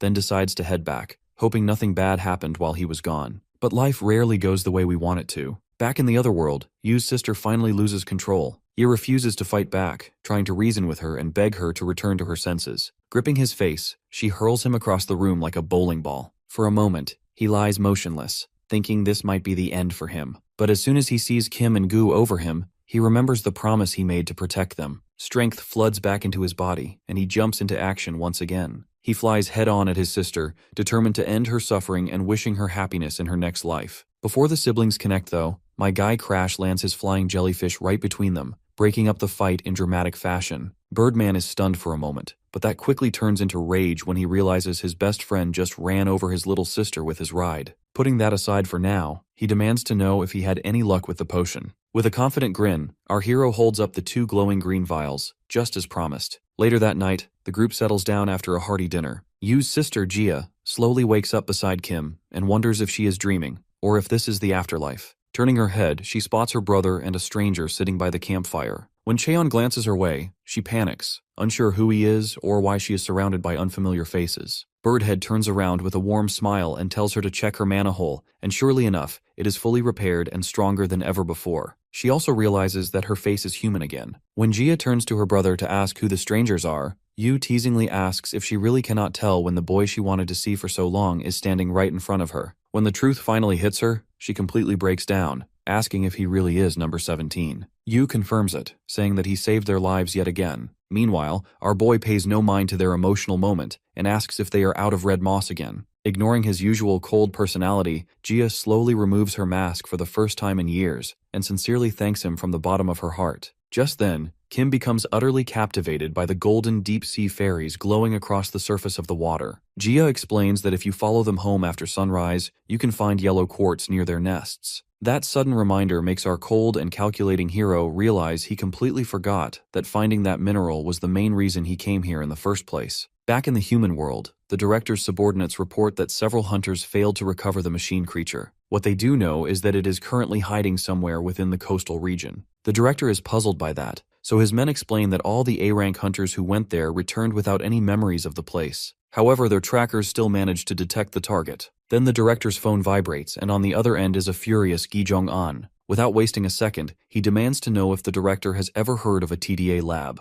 The director outright refuses to hear anything about a lab like that. So Gijung starts breaking down every rotten detail he knows, but director Mayong cuts him off fast. He claims Professor Bakhtiak taught him to always follow honest research and serve humanity. He swears on the old man's name that he has not forgotten that lesson, then says he is busy and ends the call. Right after hanging up, the guy starts panicking. He cannot figure out how the grandson of that useless professor even knows about the lab when every single record was erased. Before he can think too much, a scientist barges into the office with a briefcase shaking with excitement. He reports that the experiment to fuse mandragora with mercury was a massive success. They finally created the liquid metal mandragora he wanted. The moment the director sees it, the creep gets tingles down his spine. He is thrilled because mandragora forms strong bonds by nature, and liquid metal has the same property. Combining both traits into a chimera means he finally has a creature that can track down his most prized mechanical creation, Kim. So he orders his subordinate to raise the bounty for A-rank hunters, and swears to make sure his best creation is found no matter what. Meanwhile, Yu is chilling on the beach near Cheon's place. Last night, our boy invited Yu and his sister to stay with him for a while. He even promises he has a professional cook waiting, but Yu is more shocked that he actually lives in the demon realm now. Our boy assures him it is a pretty relaxed place once you get used to the atmosphere. Yu then asks why he chose to stay there when he could always return to Earth. Bro just looks at him and asks if he seriously wants to go back to that cursed world. Birdhead admits life on Earth was never good for him or his sister,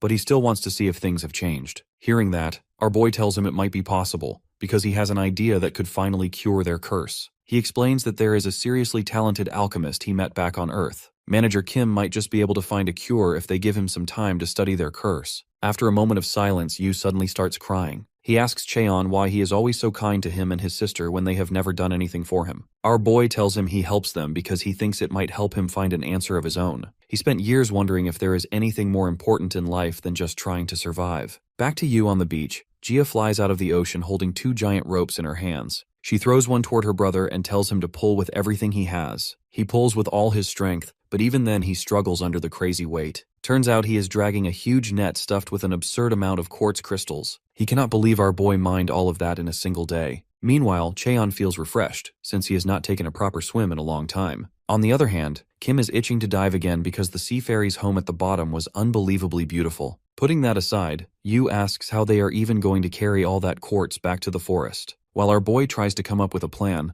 a lone parrot vulture suddenly flies over his head. He finds that strange, because those birds normally fly in big flocks. Kim grins because its feathers look gorgeous, but Gia quickly tells her she will not be smiling if she sees one up close. Vulture parrots are monstrous 4-meter beasts with awful tempers, and hunters usually run for their lives the moment they spot one. However, the only thing our boy sees is a convenient Amazon delivery truck cruising in the sky. Back at his place, Nam is training hard, and he feels like his magic capacity is growing pretty well. At this rate, he might actually reach A rank sooner than he imagined. Right as he thinks that, he sees a half-dead looking mandragora collapse behind him. He assumes the angry little guy is upset at him, but it is actually because it is being bullied by a group of 3 men in black outfits. Suddenly, one of them recognizes Nam from his glowing bright noggin and wonders if he is now a homeless man living in the mountains. Nam quickly covers his head out of embarrassment. He is shocked that the same troublemakers who bullied him during the exam somehow managed to find him here. Before he can react though, the Mandragora gang steps in front of him like a knight in shining fiber. The hunters lose their minds when they see it, because these creatures cost more than their weight in gold. The first guy walks up to them and tries to treat them like he is taming some friendly pet. That makes Nam furious, and he realizes he has to do something, since the trio is extremely important to his master. But it turns out he does not need to lift a finger, because the chubby Mandragora simply lifts its tiny leg. Suddenly, all 3 idiots are sent flying so hard that they wonder if there was an earthquake in confusion. Meanwhile, our boy is soaring through the sky on his newly tamed vulture parrot.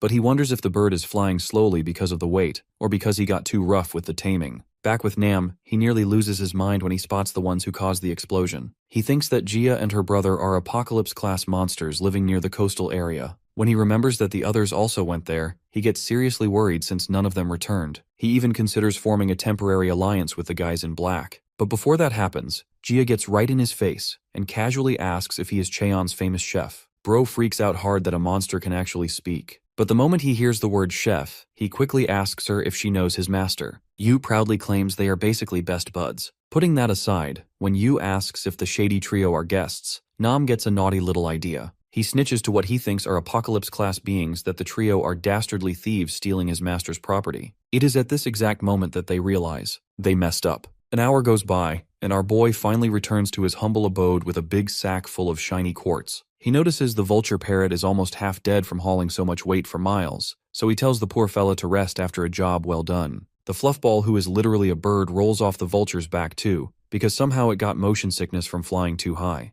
Seeing the shady trio of A-rankers tied to a tree like hostages, our boy wonders what happened while he was gone. Yu tells him the story about the Mandragora thieves, but he suspects there is something deeper happening. Meanwhile, Jia asks Kim to give her a review of her beautiful, humble abode. While the girls go sightseeing, Yu explains that these guys are from the Research Institute. They belong to the same organization hunting down Kim. Our boy recognizes it as the same lab Nam stole the tracker from. He realizes that more hunters will keep coming, because Kim has some kind of tracking device that is active even inside the demon realm. Still, he is confused about how they discovered his home when he and Kim were all the way out at the coast. After that, Yu holds out a metallic mandragora in his hand and explains it is probably because of this tiny shiny troublemaker. Our boy can hardly believe that someone actually managed to fuse fluid metal with a living mandragora just to track Kim down. Yu adds that they only came down here because their own mandragoras pointed the way, and their next destination would have been the coastal area. Hearing that, Cheon realizes he seriously needs to build some kind of security system before things get worse. Just then, the Mandragora trio comes running toward him. They demand he hand over their brother, even if he is basically an enemy. As he gives them the shriveled-up little guy, they immediately yell at him to take out the other one as well. He is shocked that they can somehow sense that he has a wrinkly old Mandragora hidden in his pocket. He remembers that manager Kim gave it to him because he believed Cheon could take good care of it. The old man literally shed real tears over losing that wrinkly vegetable. Anyways, the Mandragoras quickly dig up tiny holes for their beaten-up brethren. The moment the injured pair settles inside, the two cheer up like nothing happened, and he feels relieved they are not fighting over territory this time. With that said, right as he starts wondering where Nam might be, Jia suddenly calls out to him from above. She has a bald dude desperately trying to reunite with his master in one hand, and a hyped-up Kim flailing in the other. Naturally, our boy holds Nam far away when the guy tries to hug him with tears running down his face. When he asks Jia why Nam looks so homeless, she explains he was getting eaten alive by piranhas in the lake like an idiot. The guy swears that he only did that to gather fine ingredients to prepare something special for his master's guests. Nam asks everyone to wait for a short while so he can cook up something special. But when he notices a vulture parrot casually chilling next to him, he gets another dramatic heat attack on the spot. Our hero tells him to save the performance for later and focus on getting the food ready already. Somewhere nearby, Kim finds the shiny Mandragora quietly minding its own business. She is instantly attracted to the shiny object like a curious baby, so she reaches out to touch it. The moment they make contact, something strange happens. Later, the bird siblings are completely blown away by Nam's specialty dish, a steaming plate of kimchi curry rice. The guy spent hours working on the fine details to craft a masterpiece that even Chef Ramsay can't. Our gang digs into the delicious food,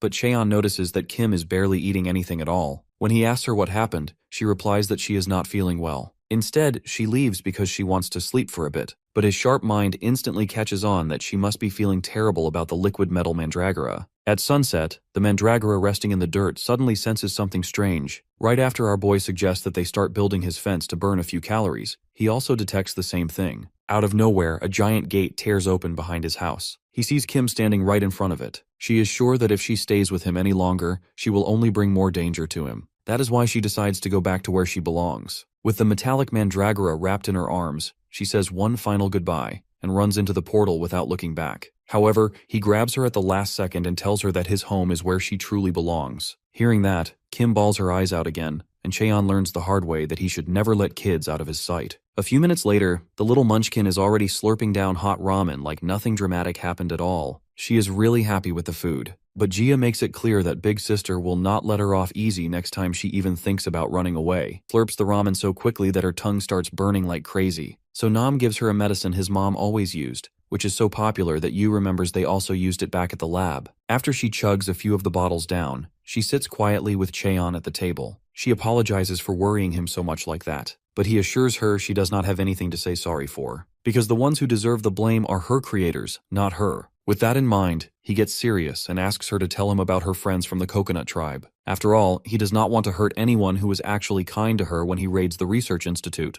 Kim tells him everything that she knows, and he does not even bother asking about the exact location, because Nam already knows it well enough. In the meantime, the bald guy gets ready to take revenge on the A-rank pieces of trash. But when he removes the gag, The A-ranker instantly tries to bribe him if he lets them escape. Pretty Boy goes on about how he is rolling in cash and can pay him a huge amount, even promising to shut up about everything that happened. However, Nam humbles the arrogant moron by showing the black card only the top 1% can own. The hairless clown laughs, because he never expected his sweet revenge would walk right to him. The A-ranker tries to pretend he was just messing around, but Nam shows no mercy. He pulls out 3 shiny balls made from raw oblivion herbs. He never tested himself either how painful the allergic reaction is, but Nam believes it just might be the cure to their trash personalities, and he stuffs the balls right in their faces. The next morning, Kim is happily playing around with the fluff ball. Yu asks him if he is really going to raid the lab. Our boy agrees, and asks him to take care of Kim while he heads out with Nam and Master Gu. Right then, the bald guy shows up with a giant backpack and a huge smile on his face. The reason he is excited, of course, is because he will finally meet a top-tier alchemist. That person might just have the cure to his lifelong disease. Seeing that, Jia points out they are way too obvious and should at least cover their faces. Nam is not interested at first,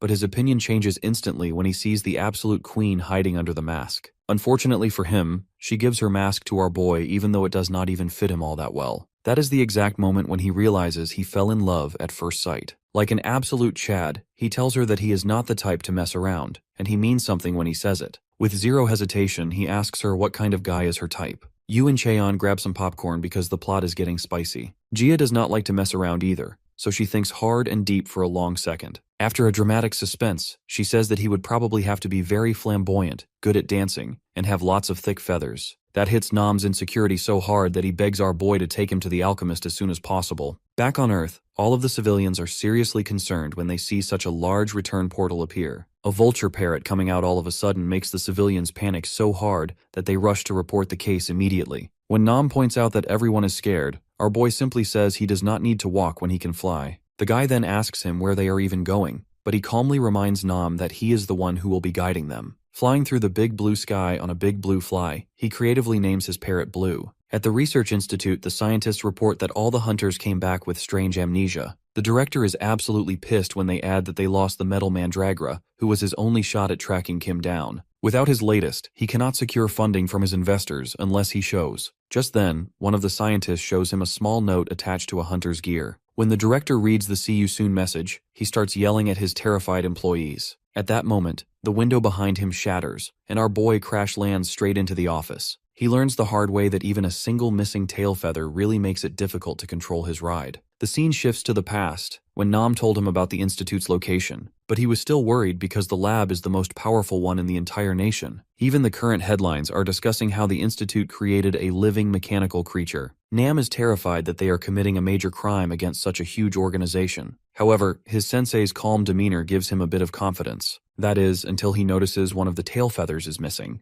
Our boy explains it has been that way since the moment he found Blue. Apparently, that missing feather is the reason why Blue was being attacked and eventually forced out of his community. Ever since he saved him from all the other vultures, Blue has been strangely happy. After flying for some time, they finally spot the research institute deep in the mountains. He orders Blue to go full speed without turning. The parrot kicks into gear and flies straight at the lab like a fearless fighter jet. Now in the meeting room, the scientists wonder if Elon started World War III or something. Once the dust settles, one of them gets a close-up view of Blue, and it scares the hell out of him. Then all of them get wrapped in threads. When Nam asks why they did not enter from the front door, he replies that he came directly to the top floor because this is where the director stays. The scientists panic and question who he is, so he states he is the guardian of Kimnari. At that moment, our boy detects a strange dark mana flowing through the air, and he realizes there is someone incredibly dangerous here. The scene shifts to the Hunter Association Tower, where President Lee warns his bratty grandson to lock in already. The kid argues he is doing pretty good compared to his grandpa, who never got above C rank his whole life. He is already at the same rank in his 20s. The useless grandson asks his grandpa to just give him more pocket money already. His old man regrets spoiling him, because the boy refuses to inherit his position even when he is over 80. Back in his childhood, he dreamed of saving others like the heroic hunters on TV. But now, all those heroes refuse to do any mission that even sounds dangerous. They only work when it gives them good money. Because of that, the Chimera were made so they would not have to endanger their own lives. But now those Chimera-producing labs are charging outrageous amounts. So the regions that cannot afford to pay them are completely vulnerable. The president believes that it is the association's job to make sure people's lives don't depend on if they can pay or not. That is why the president's seat is the most important position.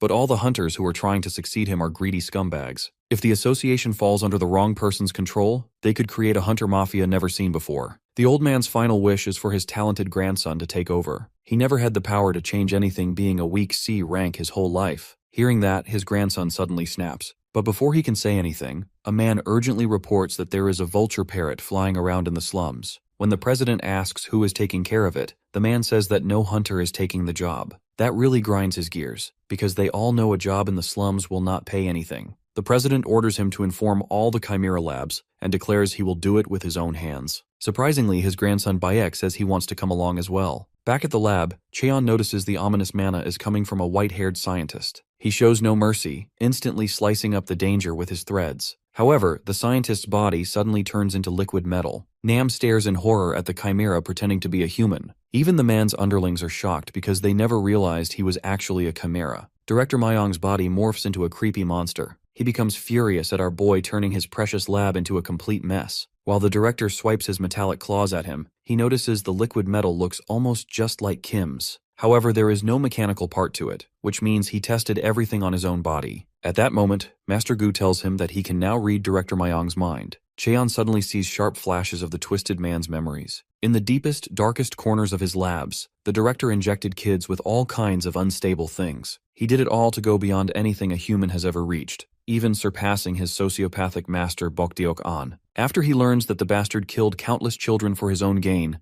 our hero becomes furious and crushes his face without hesitation. The mangled director simply replies that the kids in the slums are worth even less than sewer rats. Being part of his experiments should be an honor for them. Not realizing Cheon can hear every thought with Gu's mind reading, the mad scientist thinks he can liquefy and easily escape. But our boy makes sure he realizes his crimes in the chamber of pain. A powerful wave of blue mana rolls up the slab of liquid metal and packs him neatly into something like a Pokeball. After that, he turns to the other scientists, asking if they would like to speak up or get sealed in his balls as well. Later, our fluffy phoenix tells him Director Myong's full story. The man was a loyal student of Bokdeok until he got too greedy. He suddenly left the original lab with all the data on biological experiments so he could become a chimera that never gets old. What concerns Cheon, though, is that Myong's memories had absolutely nothing on the TDA lab. Still, he is glad that he at least got rid of the device that Myong's institute was using to track Kim. He already told Nam and Blue to take proper care of the other scientists. So now, the only thing left to deal with is the dirty director's worst experiments. He blasts through the thick steel gates with a kick. Inside, he finds countless cells filled with dead chimeras. Gu cannot believe the psychopath actually preserved the children's bodies for research use. Looking at the children reminds Cheon of the time when the TDA lab tortured him. In the end,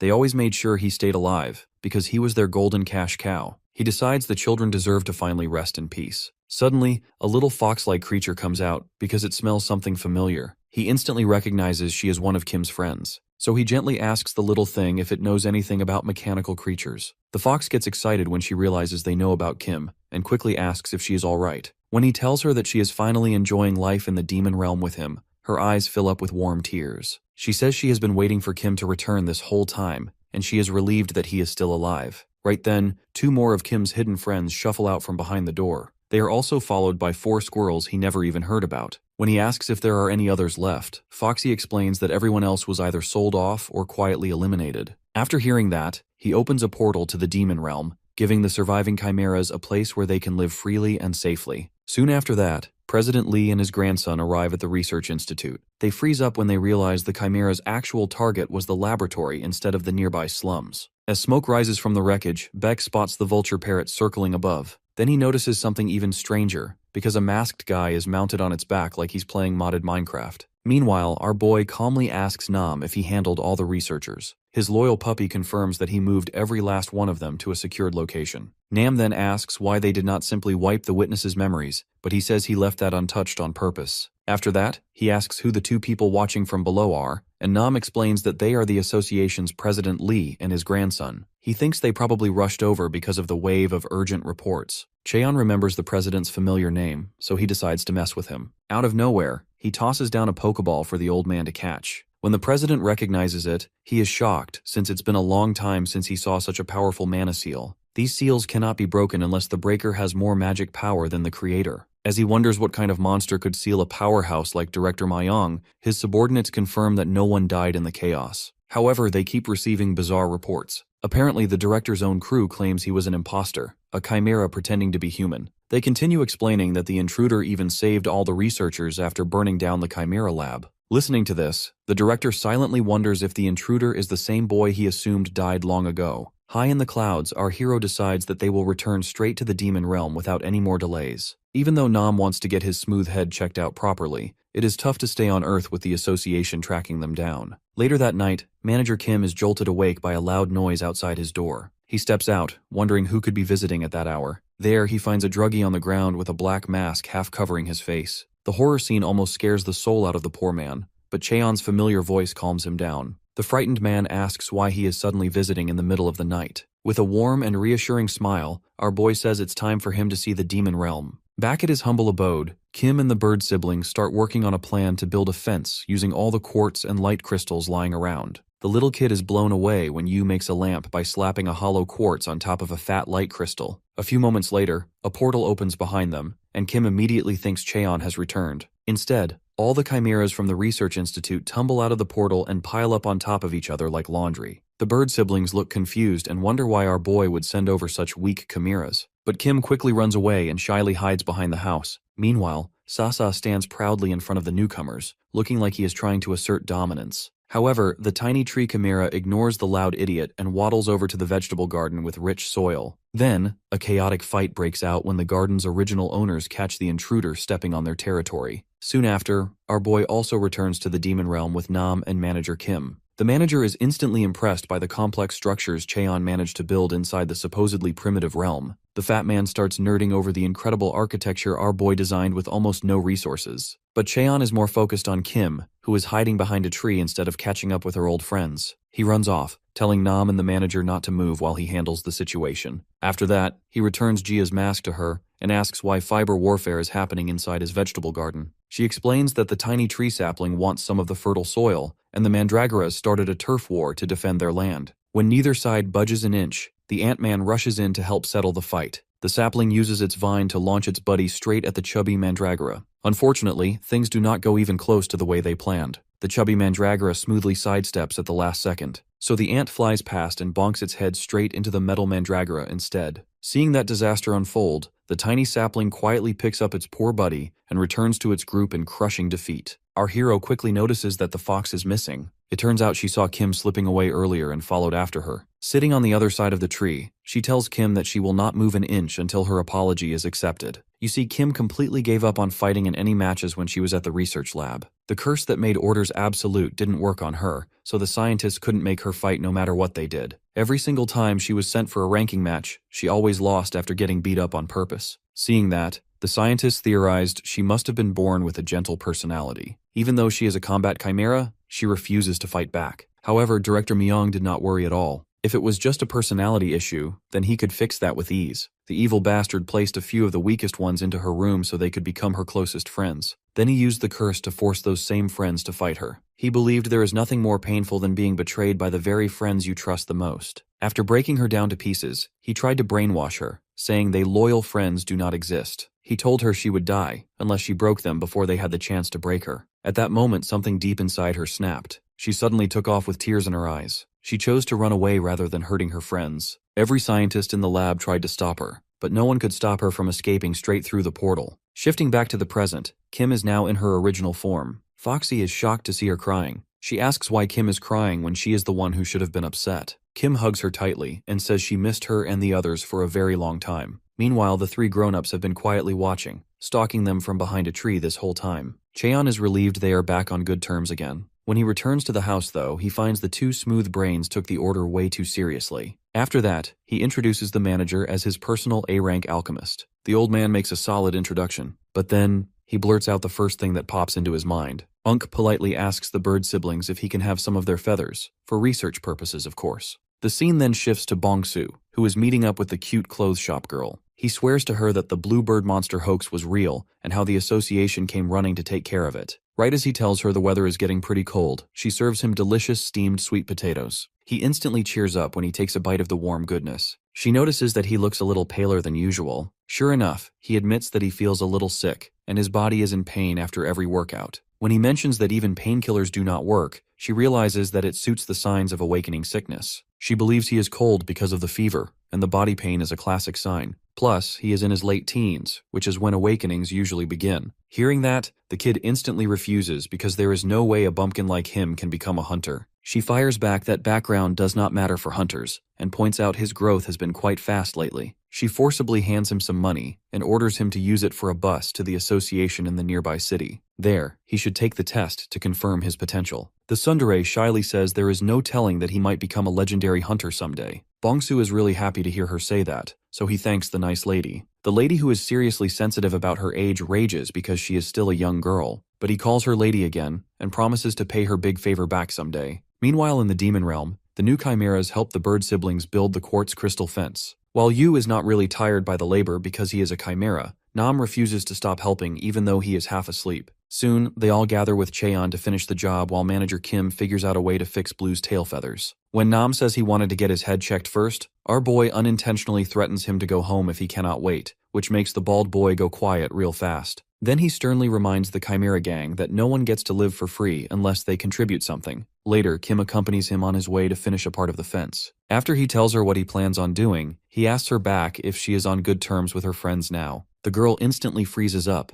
before shyly asking if he really went to the coconut tribe to save her friends. He realizes that she is onto the fact that he figured out who she really is. Then she shyly starts to reveal that she did not actually come from the coconut tribe. But Cheon tells her no worries because no one will ever chase after her in the future, because he handled everything. Suddenly he surprises her by saying they could make this home the coconut tribe. They still need a proper name for the growing family, and it has to be a cute one, just like her personality. In the dark, starry night lit up by the glowing quartz fence, she thanks him with tears in her eyes for everything he has done. After that, she walks back with blazing confidence. Yu and the others watch closely, surprised that the talk went surprisingly smooth. Nam lets him know that the fence is finally complete and looking amazing. Kim is thrilled that the house is sparkling and cute. Foxy missed her a lot, so she surprises her with a cuddly hug and started licking her like an ice cream. Blue also takes inspiration and comes crashing straight at Cheon to give him a big hug. It turns out the feathers grew back completely. The manager finally manages to catch up and says it really did not take too long for the treatment to work. Apparently, the red moss our boy gave him has wildly powerful healing abilities. Seeing the majestic feathers on Blue's tail, Nam's hope for the day he finally grows hair skyrockets instantly. Not wanting to miss a better chance, he smoothly sneaks up to the manager. When he asks the man if he might have some experience with hair loss, the man is genuinely surprised he knew about that. The man tells Bald Boy he has actually been working on a hair growth serum for the last 10 years straight. Apparently, that is a disease all alchemists are trying desperately to cure, so the manager promises he will contact Nam first, since he seriously needs it right now. Nam's shiny bald head instantly hits the ground. He bows deeply to the man whose hands truly hold his chances of getting a girl. The manager then tells the bird siblings he discovered something new from their own feathers too. He tries to carefully explain that magic circles are very hard to crack, and the curse on them is so complex he has never seen anything like it before. However, he believes that a very large number of mandragora fruit might help him completely crack the case. Hearing that, our boy asks him if that is the red fruit that grows naturally on mandragoras. He also explains that they are extremely tough to get, because you can only pick them fresh if the mandragora lets you pick them. Plus, they should make little huts because the little creatures like to hide in dark holes to stay safe from predators. Manager Kim is amazed by his absolutely priceless knowledge about the species. Cheon admits he has a bit of history with the little guys, something he never really talked about before. He remembers the time when he was sent on a mission. They wanted to test if he could survive 10 whole days in the demon realm all by himself, but the mission felt more like a casual trip to a snowy mountain to someone like him. He even decided he should hike all the way to the top just for fun and a little challenge. On his way, however, he suddenly heard a rustling sound in the bushes nearby. When he looked inside, he saw an injured little mandragora struggling to move.